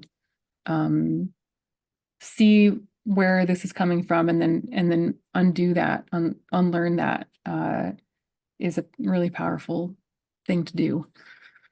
So, well, and the fact that change can happen rapidly in nature in terms of evolution is something to look to and be like, so that means that there's the potential for there to be rapid transformations in our thoughts and in our culture as well, because there are those people who are just like, oh, this is just how it is, we're stuck like this, or the very worst argument, which is just that, oh, this is human nature, right, which anyone who says it's human nature to be destructive, well, you're just throwing your hands up in the air and saying there's no point to doing anything, are you? And also echoing, Abrahamic religion and its idea of the fall and original sin and all that, I mean, but so I think I hold out for the possibility of transformation being more rapid and more radical than it seems like it could be right now, given the current climate. But knowing that things can happen, both in the natural world and historically in human events, there have been rapid changes, before. I think that's like the whole part of like a reason to even try to pick apart a like seemingly black and white contrast, is so that there is room for rapid change. Right. When it's like, oh, if we can really just like get that black and white stuff like a little further removed, then it's like you can hear what I'm saying. Like, I think removing the dams and planting in some species that haven't been there in a while is a great idea. Yep. I'm totally for those things. Right. I'm also for the Russian olive and the tamarisk coming up below the dams and keeping surface water there. Yeah, I'm for all of those things. And you can be too, like, it's not black or white. We can have rapid evolution. Like, if we're not immediately getting so crunchy just because it doesn't line up in this one camp that we've decided we have to be in. Right. It's like, I don't want to be in any of the camps. Yeah. I love native plants. So however you want to draw the line, I love them. It's great. I love seeing how things come together the way that they can where they are. It's beautiful. I'm so glad I'm not in charge in how all of it works. Like, what a job. Oh my God. Right. And that doesn't mean I can't enjoy playing with it. Like, I would love to be involved in projects of gathering seeds. I like the idea of gathering the local, types. That sounds cool, but I just don't want to like contain myself to be like, this is the only way it's possible. Like, people are trying to find more and more seeds for restoration, and there's a shortage of where you go and find them. And then people are starting farms to grow the native seeds for the restoration, but they only want to do it so long, because then it'll become too domesticated and they still have to get them from right nearby. And it's like, it becomes a little tricky, and zones are shifting. So I don't know, bring some from the lower elevations or more southern climes up here and find some of the local ones. Like, they're all lovely. Makes a lot of sense. It's okay for us to be approaching these things from an emotional place in our heart. Just be clear what it is. Like, you're doing these things because you care. That's beautiful. I think that's where we see a difference, is actual care, and if we're actually caring about something, we're continuing to watch what our effect is. You can definitely hold space for both, right? It's not hard. It's not either or, like I've had a lot of sadness and just being like, I just really want to be involved in more collaborative things. And it's just hard. I feel like I haven't been a part of the club enough in order to really do that. There's like a little distrust if I start to speak. I mean, that's not always true, but I have felt that a lot in my career. Like I gave up a career in restoration because it didn't feel right. Because it was about spraying. Because it was all about spraying, and it didn't feel right to me at all. Yeah. You know. Yep. So. Yeah. Yeah. The issue of herbicide spraying is what brought me to the issue of invasive plants in the first place. Really? I was like, what's going on here? Because, well, I was already into organic agriculture and organic farming. And then to be like, oh, wait a minute, you know? So, I mean, that the collateral damage that occurs from all of these different attempts to control is too often ignored, you know? Like, you can't spray something without spraying the things around it, you know? Right. Like you can't bulldoze just the non-native plants, you know? You can't, it doesn't work that way. Right. Yeah. Yeah. Well, just like we isolate and quarantine, conservation zones, we do the same thing with plants and act like they don't interact with each other at all. Yeah, I think one of the I've recently read that one of the things that people cite as justification for eliminating invasive species is the cost of an invasive species, like the dollar cost. Right. And the cost is because we're eliminating them. It's because we're spraying millions of pounds of herbicide on them. I cannot understand how you can proceed with a thought process like that and not realize just how incredibly backwards it is, you know? Yeah. Yeah. Yeah. I mean, I there's no time to get into it here, but the quote unquote cost of invasive species, the number you'll see most often for this is $138 billion. Maybe you've seen that number. Just go to Google or whatever and put in 138 billion invasive species and you will get hundreds and hundreds of returns, right? And we have a chapter about this in our book. This all goes back to one paper in 1998 by Pimentel. Do you know the paper, right? Yep, I do. So you dive into the numbers on this, and we go through all of it at a fine grain in this chapter in our book. And most of it is damage to or losses in agriculture and industry, including timber and all this. So what they're talking about is the perceived damage to one set of non-native plants by another set of non-native plants. Exactly. And that's what they're talking about. And there is no part of that 138 billion that really has to do with just native plants in their ecosystems, right? And so our conclusion from looking at this chapter and just tearing the whole thing apart, and then just finding some really shoddy estimate, methods for making estimates and all this, was that it's purely an economic document. It's not an ecological document. And if you're if the point of view you're coming from on this is that you're an environmentalist or you're concerned about ecology, this paper is of no use to you or your arguments whatsoever at all. It has no part in that argument, you know? Like you're not doing any services for yourself or for the cause by quoting that number, because it has nothing to do with the environment, you know? Yeah. I mean, trying to how do you measure ecological damage the way that you measure something with a monetary value, right? That you can't do it that way. Yeah. And it's interesting. Was it Pimentel that also, it's in my notes. I wonder if I could find it there. I think he was the same one that, that the quote that gets pushed around all over the place, which is that, invasive species are the second biggest risk to biodiversity. And that came from this idea that they are causing, like, a certain percentage of extinctions of native species are caused by invasive species, which, if you follow that back, goes to, I think it was Pimentel. Let me see if I can find it. No, I know exactly who you're talking about. You know what I'm talking about? We have a chapter on this too that I just... You do? Okay. So Will Cove wrote the chapter, but he was influenced by Wilson, the famous ecologist. Wilson in 92 made the original claim that invasive species are the second greatest threat to endangered species, you know, and it was based on 3 fish studies that all had 3 different data sets that didn't match, and a lot of the data was anecdotal. Not that the studies didn't have value for fish biologists, they did, but for him to like take these 3, squash them together improperly, and then to make this conclusion was a leap of logic that we can't call a leap of logic because there's no logic involved. Then Will Cove and his friends, they wrote the one quantifying threats to endangered species or something like that. Right. So they did that, and that was also, I think, 1998, you know.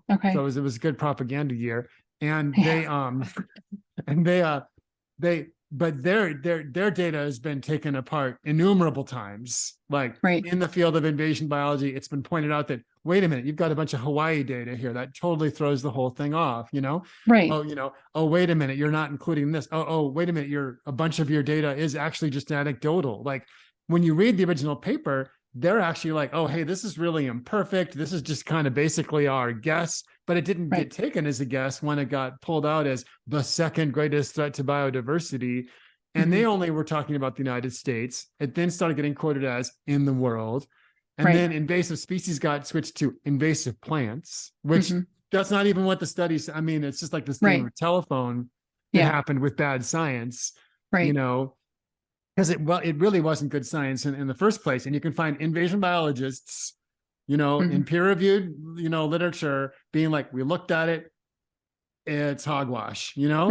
I mean, in scientific ways of saying it's hogwash, you know? Like, I know the one I was thinking about was where he basically made some wild statement that it's estimate, like in a paper, and I can't remember, I don't remember if it was either one of those two, but I'll see if I can find it in a minute here, but made a statement that said that some percentage of invasive species cause extinctions, and he was asked, where did that estimate come from? And he said, from my own educated, you know, experiences or something like that. That sounds like Wilson to me.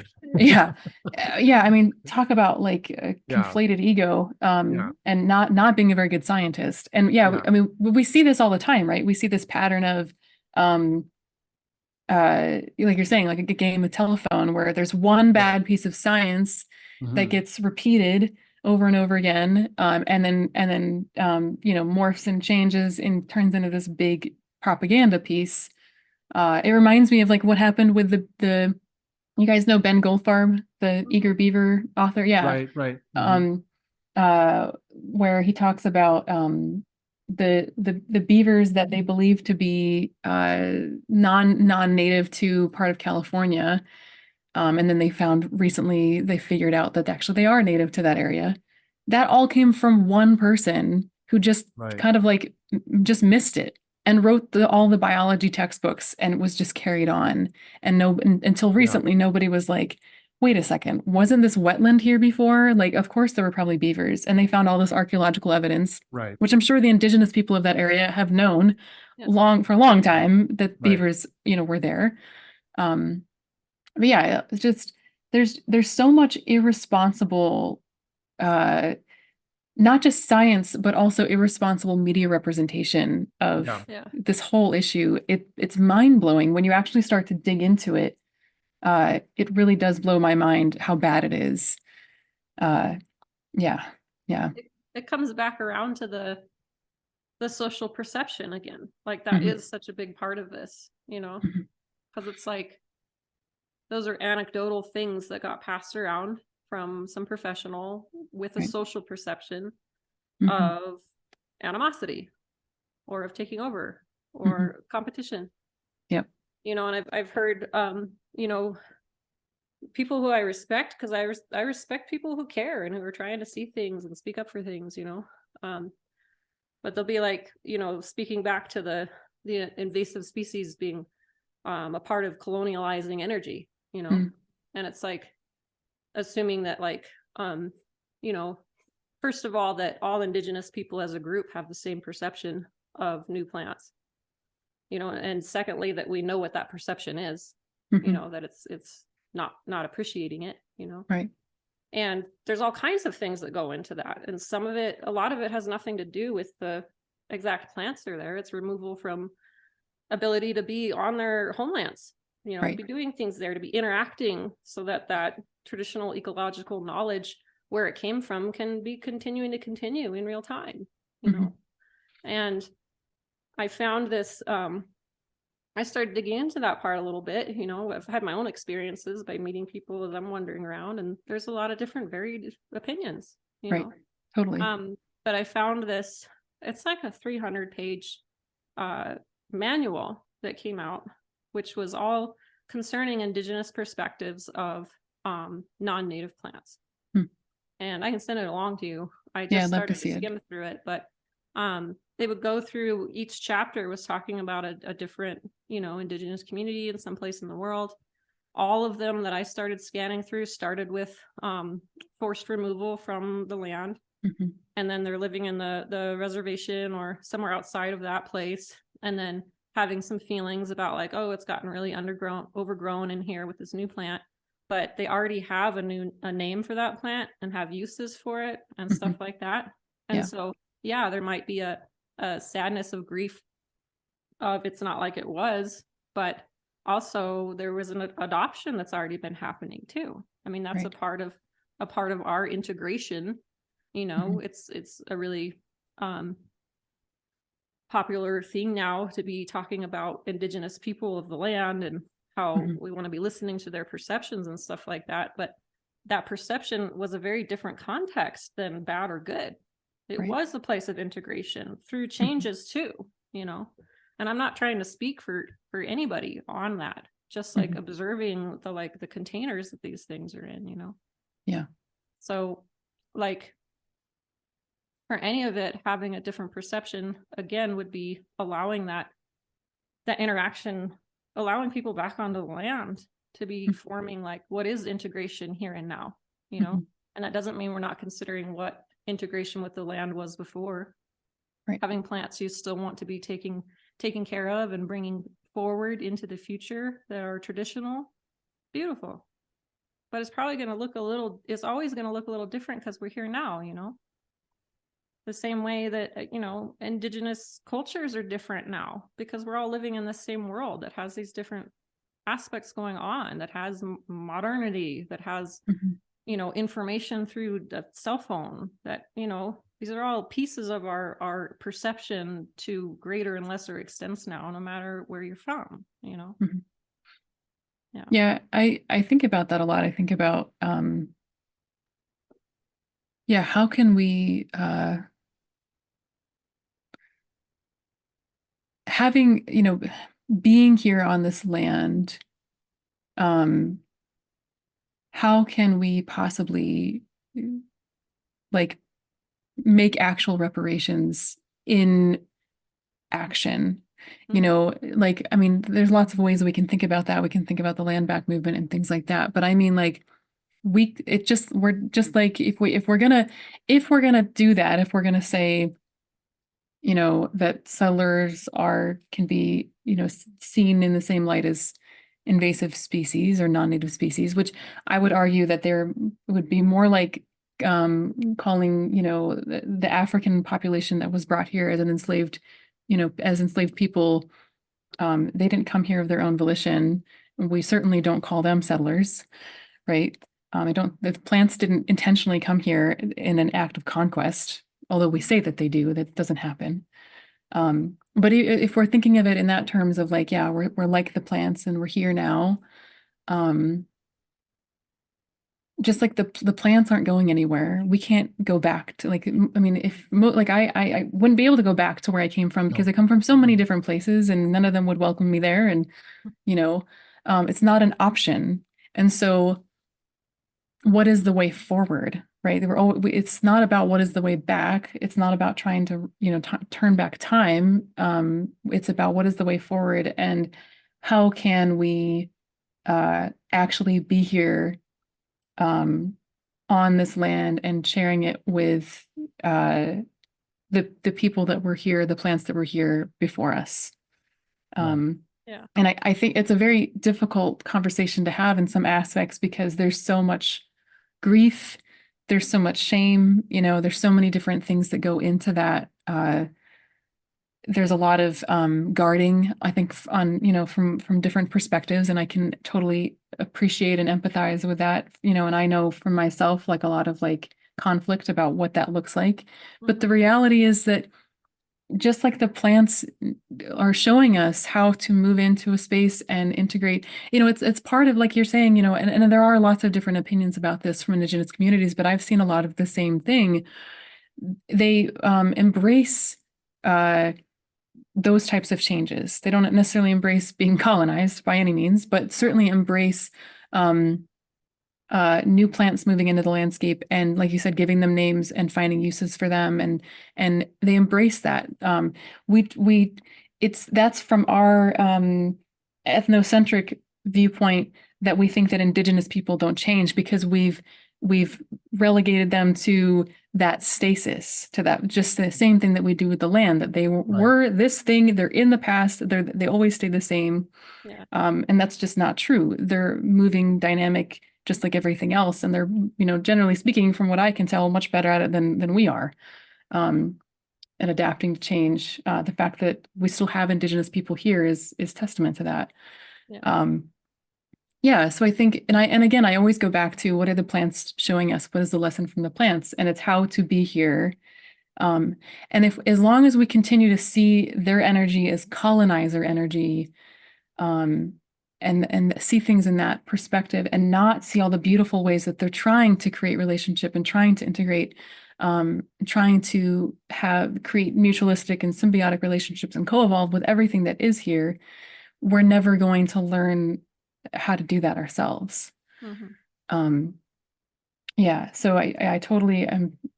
I think that yeah, that's another important part of the conversation, because I really don't.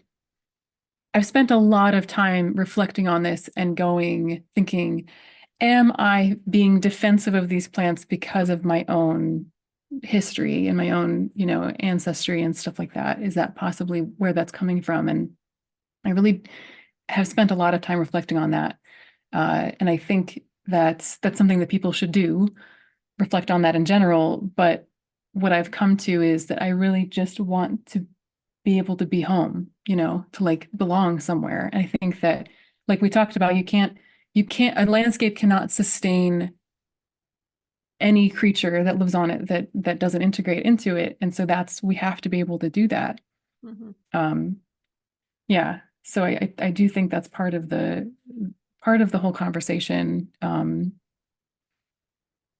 And yeah, I do feel a lot of like, I feel like we need to push back against that narrative that plants are colonizers, because that, again, that's us imposing our own major baggage onto them instead of allowing them to show us who they really are. We need to stop doing that to plants. It's, and that's one of the ways in which we do that. Yeah. And especially, I think that if we look at it also in terms of the fact that many of these plants have adapted specifically to human disturbance, right? Right. They're good at growing in farm fields. They're good at growing along fence rows. They're good at growing along irrigation ditches. They're used to it. Like that. That's what they've gotten good at. And so we make that. Them coming over here and following us, that's also why they would be good teachers for us, is because they've been dealing with our shit this whole time. Right.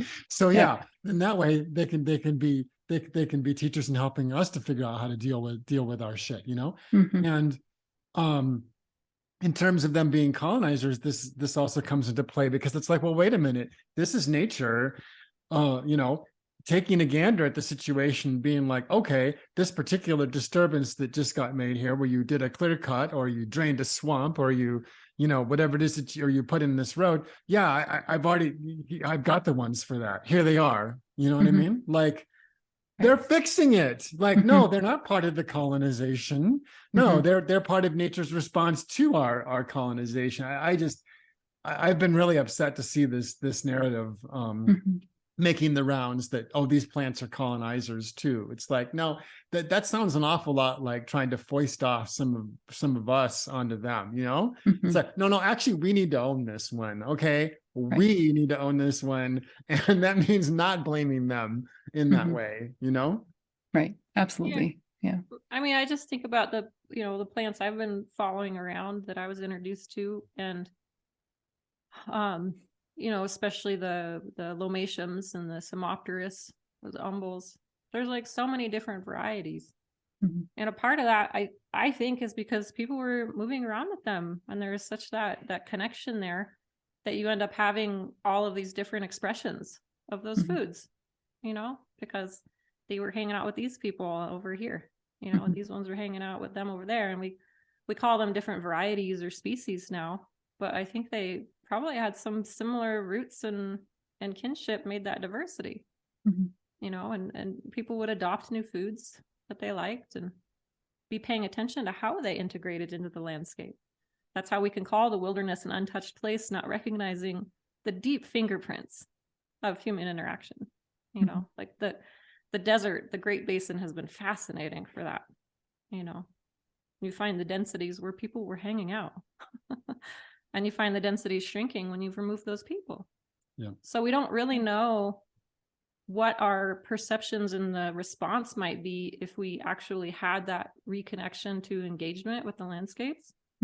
I'm sure that it would look different than it used to, but if we wanted to have, like, I love these plants. That's why it's so funny to me that people would maybe assume that I'm saying I don't care about them, when it's like I've dedicated 10 years of my life to just following them, and gathering their seeds and planting them. Like, I'm heavily invested in them continuing, I'm not trying to make it like anything goes. It's all subjective.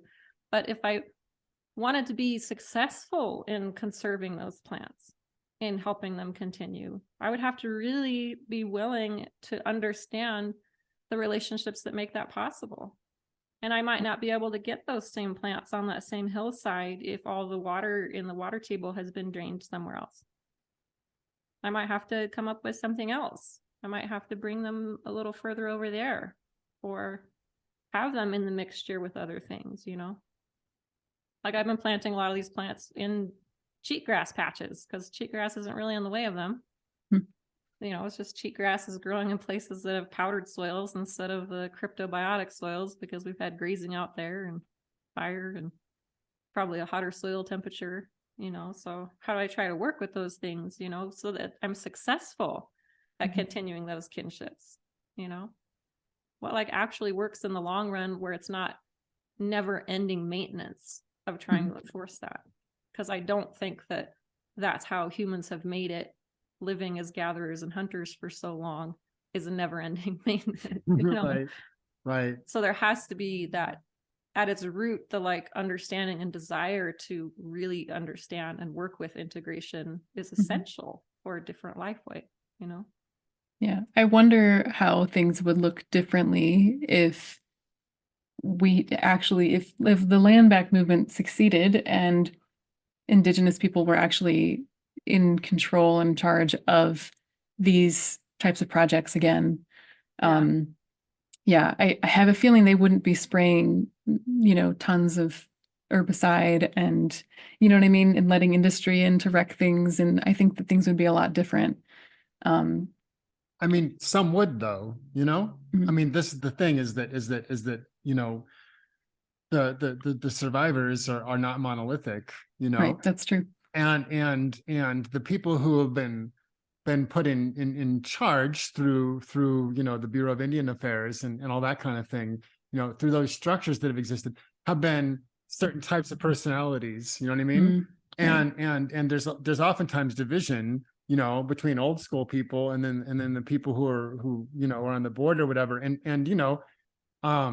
in Oregon, I remember seeing, some logging that was just really bad that was being done on the Warm Springs Reservation, and there's old growth in British Columbia right now that's being taken out with the blessing of the tribes. And so I think that this becomes a really difficult question, of course, as that it's like, well, okay, does it make sense, what we're then sort of saying then is that it's like, oh, well, it's the decision maker should be decided by DNA, you know? Right. Yeah, Which is I know you can totally. okay, no, so that's kind of funny, isn't it? You Yeah. know, is that, are we sort of circling back to someplace right there, right? You know, because Right. I don't have any answers for this at all. That's why that's what I mean. This is just what I'm raising, because I've you know I've had an online, you know, disagreement trying to push back on the invasive plant narrative with a Native American person online before. You know what I mean? Like, it's so I mean, I don't know what it would look like if land back succeeded. I don't think that I think that there'd still be spray, and there'd still be I mean, currently as the culture is, there would be logging in that, you know, unfortunately, you know. Yeah. Yeah. Well, because I mean, the fact of the matter is that everyone here is colonized. Yeah, Everyone, yeah, every exactly. single one. Yeah. As terrible as that is, we, you know, Yeah. the difference between the people who have ancestors from Europe is that we were colonized a lot longer ago. Right.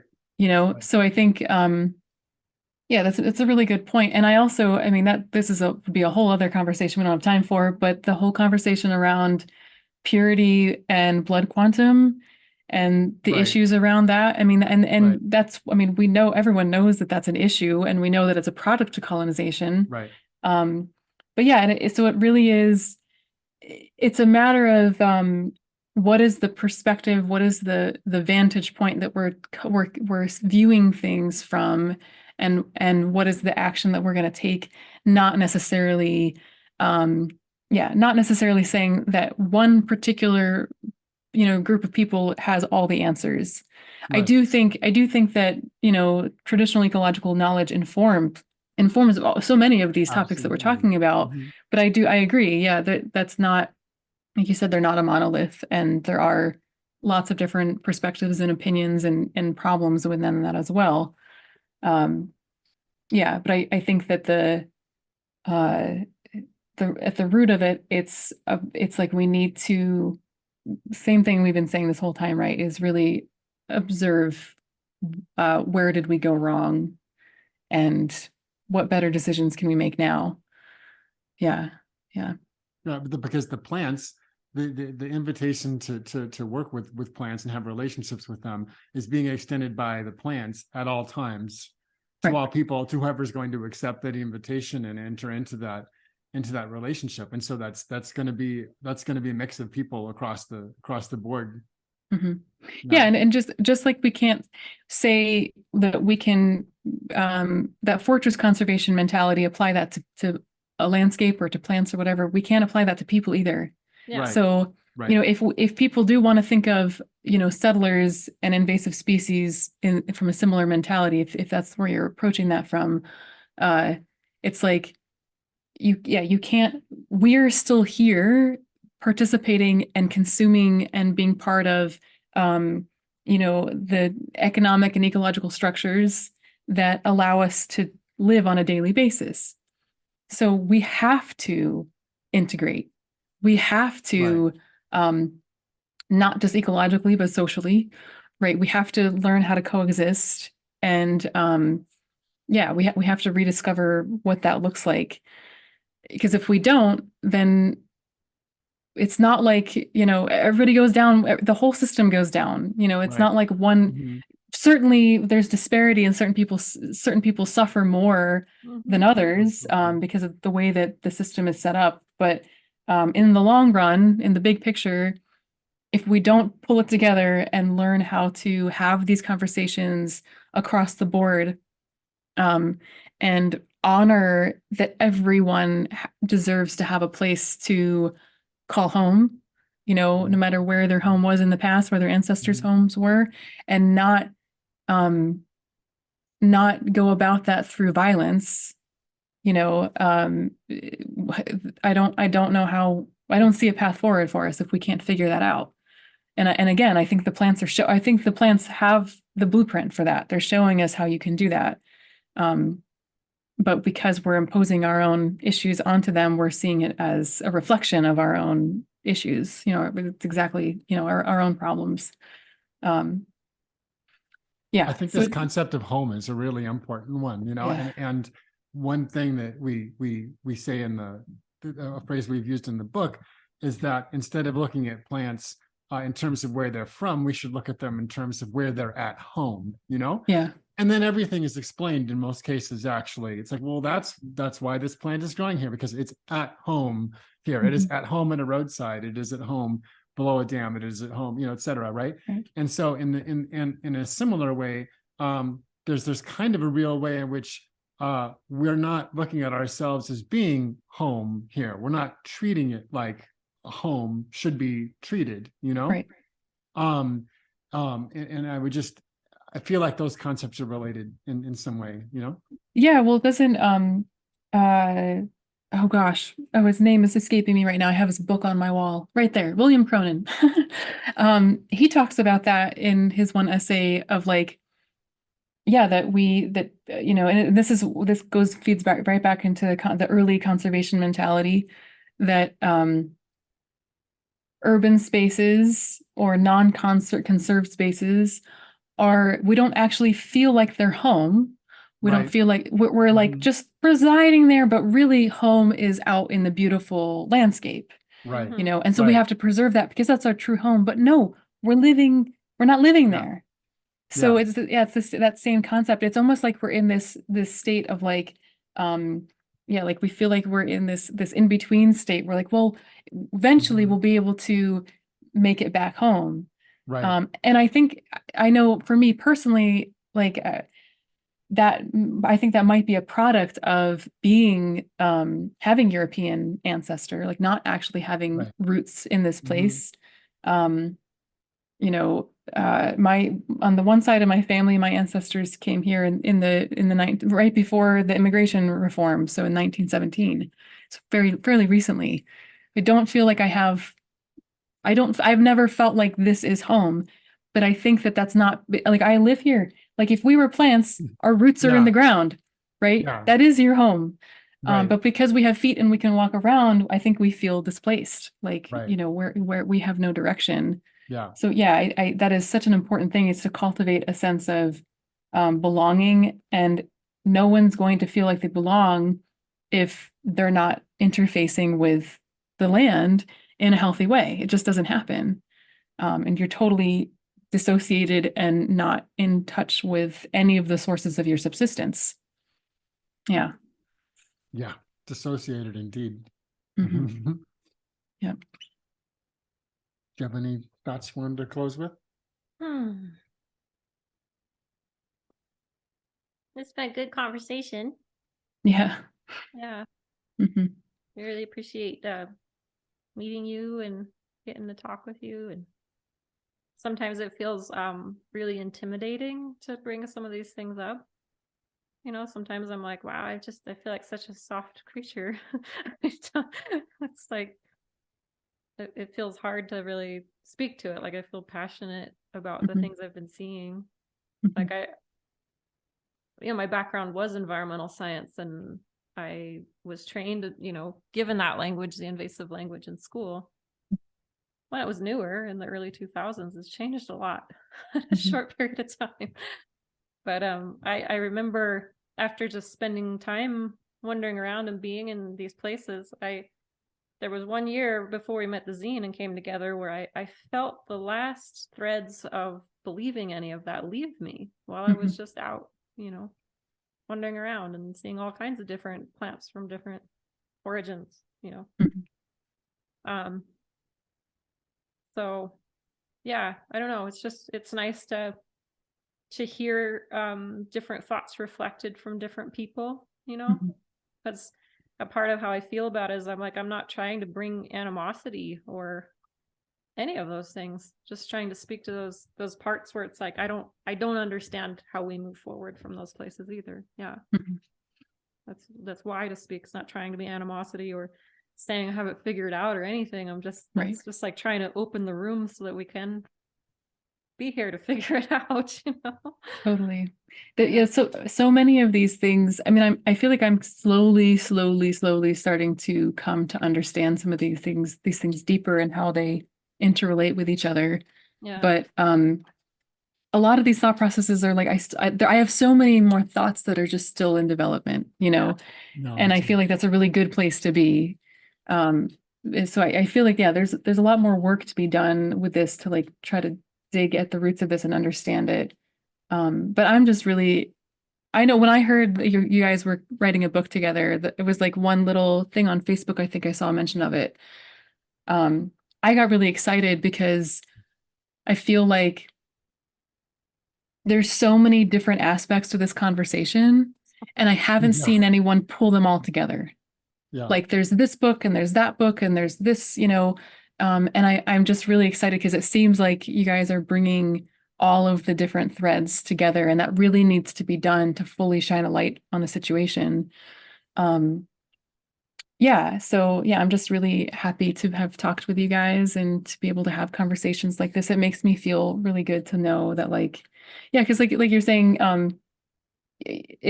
they're not easy conversations to have. It's difficult enough to like read through this stuff and like digest it, and it's really heavy, dark places that it takes you to sometimes. But also it's very vulnerable to talk about these things, like to put this out there and to say these things that are not generally well accepted by so many of the population. So yeah, just having a space for that where we can talk about these things and say we don't have all the answers, but we certainly have a lot of questions, you know, that need to be answered. It feels really good to be able to do that. So I appreciate it. Yeah. And I think that it's, you know, in our, you know, collective experiences, it's helpful to have something just to offer other people who are feeling that and feel relieved from not having to hate things. Mhm. And the vulnerability for me that comes up is I'm like, I really want to collaborate and work with people. And I'm like, I don't want to shoot myself in the foot. Like, that's how it's vulnerable, you know? I'm like, I'm not trying to say I'm either or. I just can't help but speak to these things because I really feel them. And it's been 18 years I've been looking at them. Like, it's been a while, a big focus of my living. So, but it's like, maybe that's a part of it for people too, is, you know, the fear of getting cut off from community, from being able to be like, no, I'm asking to be a part of figuring this out together.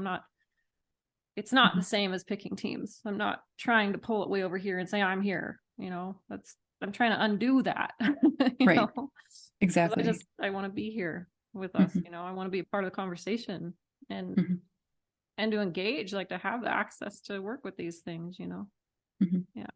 Yeah, I don't want this to become another polarizing political issue of us versus them, where you're either on team invasive or not invasive. That's not so increasingly I've been talking about having critiques for the invasive plant narrative, you know, for a story that's being told, right? So once we take and we say, oh, here's this story that we're talking about, we're taking it away from all of this then and being like, oh, here's this thing over here. I'm not criticizing you. I'm not, you know what I mean? I'm not against this person or what they had to say. What we're talking about is, here's this story that's being told together. Let's look at this story, you know, let's look at it, you know, is it factual in terms of science? Oh gosh, there's not much there. You know, oh, where did it come from? Oh, look at all these cultural elements, you know, et cetera, et cetera. Like that's the, you know, to look at it that way. I mean, ultimately it does need to be about just more people interacting with plants on their own in whatever way, you know, wherever they happen to be. And that's ultimately is going to be the place where people are going to find less and less use for the really black and white, you know, language, you know, because they're going to be like, well, wait a minute, I'm not seeing this, and you know, in my own experience or whatever, or you know, but yeah, I think the importance of keeping this discussion out of the place where all discussions seem to go right now is important. Yeah, absolutely. Yeah. Because the other thing too is to think about, you know, I'm not trying to attack conservationists, right? Oh, no, I'm trying to say we should, you know, we should investigate conservation. Yeah. Because the conservationists are the ones that are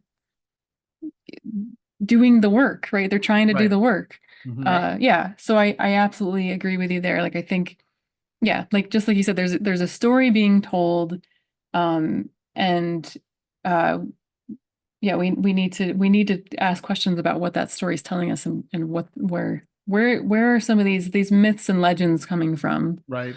that are informing us. And it's worth pointing out that some people are making money off of that story too, including, people who helped to tell the story in the first place, the chemical companies that were part of the federal government's, original definition of what an invasive species is and all that through the Invasive Species Council in the late 90s, So, Right. so from the beginning, the story was told by people who had an interest in it being told a particular way so that they could sell things, that's also an element there that we'll appeal to people who like the conspiracy end of things. Cool, because there it is. Right. I know. I always say, like, I don't know why people come up with new conspiracies. We have so many already, so many crazy I know, right? things. Yeah. Like that you just can't even believe are real. Yeah. I mean, like the topic of eugenics for me, it's like reading science fiction. Right. Sometimes it's hard to wrap your head around the fact that it really happened. For real. But yeah. Cool. Well, do you want to just to kind of wrap it up here? Do you want to tell people who are listening or watching where they can follow your work? Yeah. So the website is northern-appalachiaschool.com. I'm on Instagram. I avoid social media whenever possible, but I am on there. Not on Facebook so much anymore. But yeah, you can definitely check out the website. I always have all of our classes are listed on there on our homepage, and I do have my program is coming up. I'm opening registration actually in a couple days, February 1st. So if people are interested in learning more about bioregionalism, the focus of the program is herbalism, but we do a lot of it centers around decolonial practice. It centers around ethical practice and ecology. So if anyone is interested in that, you can check that out and apply. It's coming up in a few days. There will be information on the website for that. Okay. So you're doing you're doing stuff in person. Yeah, that program is offered in person and online. So I've had some people take it I've had a student from Alaska, like I've had people from all over the place take it, but we do have a local, group of students, this year that this is the biggest local class that we've had. We've had more people from right around this area since we started the school, which was really wonderful too. So yeah, but yeah, talking about all the discussion about having relationship with the land and that having that direct connection and kind of just like learning how to do that. How do we even go about that? That's kind of what the program is about. Cool. So yeah. Sounds great. Sounds like very important work. Thank you for doing it. Yeah. Yep. Well, thanks for joining thank you guys so much. I really appreciate it. Yeah. Yeah, this is great. And thank you guys for all the important work that you're doing. And I'm really excited for when the book comes out. We'll send you a copy, but we'll be looking for a publisher after we finish it. And that's going to be a process that takes, I don't know, months or years or whatever. But in the meantime, we're going to send copies of it to people like you who are interested. Sometimes electronic copies, maybe some hard copies, and to different activists and et cetera. And then to some invasion biology scientists just for commentary, Yeah, nice. As we're looking for a publisher, because if a publisher's interested in it, they're going to want to edit it anyway. You know what I mean? Right. So at that point, there'll be another opportunity to open it back up and put more things in. And also, if because of whatever circumstance a publisher doesn't decide to pick it up, that initial distribution will be to a lot of people who are, thought leaders or people in the field who are doing things. So we hope that even just as a draft, it could have an influence, in that way, For sure. Yeah. And I wanted to let you guys know too, like if more questions come up around this particular issue, please reach out to me because I'm happy to talk more. Oh, I feel totally comfortable to do so now after this lovely conversation. Yeah. For sure. Awesome. Yeah. Thanks so much, Calyx. Yeah. Thank you. Yeah. Cool. Hope to be in touch. Yeah. I'm super happy to be able to connect. So I've never been east of Nebraska yet, so maybe I'll sign up for your class sometime. Thanks for listening to today's episode. If you enjoyed it, please subscribe wherever you listen to podcasts. Speaking for the Trees, no matter where they're from, is also a blog at kollibri.substack.com. That's kollibri.substack.com. Paid subscribers get exclusive blog posts and early access to podcast episodes. Intro beats by Big Joe Drummer. This outro music by Codebox. Join us again for another episode of Speaking for the Trees, no matter where they're from, the podcast.